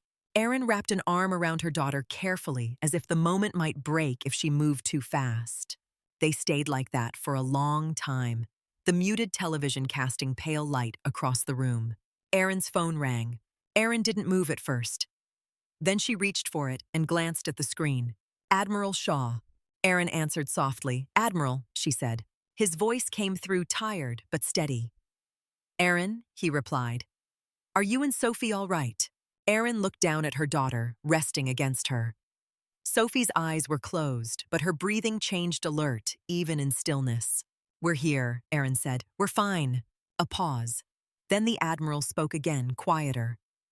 My wife is asleep, he said. For the first time since yesterday. Erin exhaled slowly. Good, she replied. The Admiral's voice held restraint. I owe you more than thanks, he said. Erin did not accept it with words. How is she? Erin asked. She's shaken, he replied. But she's alive. She keeps replaying the moment you stepped in. Erin's chest tightened. So do we, she said. The Admiral was silent for a beat, then said, the operation removed a major piece. The rest is being handled quietly. Aaron did not ask for details she could not afford to carry. And the access problem Aaron asked. The Admiral's voice tightened slightly. Addressed, he said. Not solved. Addressed. Aaron heard the difference. Aaron kept her tone even. Does this end at my door? She asked. Another pause. The Admiral chose his words. It ends with discretion, he said. Your name won't be on anything that can be pulled easily. The men who saw you are in custody. Their ability to bind or reach you is limited. Aaron listened to the language the way she used to listen to a surgeon describing risk. Limited meant not zero. I understand, Aaron said quietly. The Admiral exhaled. I want you to hear this clearly, he said. You did the right thing yesterday. Aaron stared at the dark screen of the television. I did what I did, she replied. The Admiral's voice softened just a fraction. That's the kind of answer I expected, he said. Aaron did not respond. After a moment, the Admiral added, Your daughter has courage. Aaron looked down at Sophie. Sophie's eyes were open now, listening without moving. She does, Aaron said. The Admiral's voice dropped. I'm sorry my family's problem touched yours, he said. Aaron held Sophie a little tighter. Just keep her safe, Aaron replied. I am, he said. Good night, Aaron. Good night, Aaron said, and ended the call. Sophie sat up slowly, rubbing her eyes like she was waking from something deeper than sleep. He said I have courage, Sophie said, voice small. Aaron nodded. He did, she replied. Sophie's mouth tightened. I don't feel courageous, she said. I feel like my stomach is full of rocks. Aaron reached out and took Sophie's hand. That's what it feels like sometimes, Aaron said. Sophie stared at their hands. Does it go away? She asked. Aaron thought of years of scanning rooms, years of waking up ready for alarms that did not exist, years of trying to be ordinary, with a body trained for emergencies. It changes, Aaron said. Sophie looked up, into what she asked. Aaron held her gaze. Into awareness, she said. Into control. Into the ability to keep living. Sophie nodded slowly. She leaned back against the couch, quieter now. A long silence settled. Then Sophie spoke barely above a whisper. If I ever say it again, she said. Aaron's throat tightened. Say what she asked, though she already knew. Sophie's eyes shone with something steady. Mom, please, help her, she said. Aaron looked at her daughter and felt that familiar pressure under her ribs, the weight of responsibility, and the clarity of choice. I'll listen, Aaron said. Sophie's shoulders relaxed slightly, as if those two words gave her something she could hold. They went to bed after midnight. Aaron checked the locks once. Then she stopped herself from checking them again. She stood with her hand on the deadbolt, breathing slow, and forced her body to accept the quiet. In the morning, sunlight spilled across the kitchen counter. Sophie came in, wearing a different sweatshirt, hair still damp from a shower. She poured coffee into a mug with steadier hands. Aaron watched her and felt a small relief settle. Sophie looked at Aaron over the rim of the mug. I want to go for a run, Sophie said. Aaron studied her daughter's face. The fear was still there, but it was no longer consuming her. It sat behind her eyes like a shadow that did not control the light. Aaron nodded. I'll go with you, she said. Sophie blinked. You hate running, she replied. Aaron's mouth curved into a faint smile. I hate treadmills, she said. Outside is different. Sophie's lips twitched, almost a smile. Okay, she said. They ran down the street together at a slow pace. Not athletic, not driven, just moving two shadows on a sidewalk in a neighborhood that still looked ordinary. Aaron kept her eyes up, scanning with quiet habit. Sophie glanced around too, but less desperately than before. More like she was learning how to look without drowning in what she saw. When they returned, Aaron stood on the porch for a moment with coffee in hand. The street was quiet. A car passed and kept going. A neighbor waved from across the road. Aaron lifted her hand and waved back. Inside the house, Sophie's laughter drifted from the kitchen, small and surprised, like she had forgotten it could happen. Aaron listened to it and felt something settle deeper than relief. Not victory, not closure. Just the earned ability to breathe in a home that still belonged to them.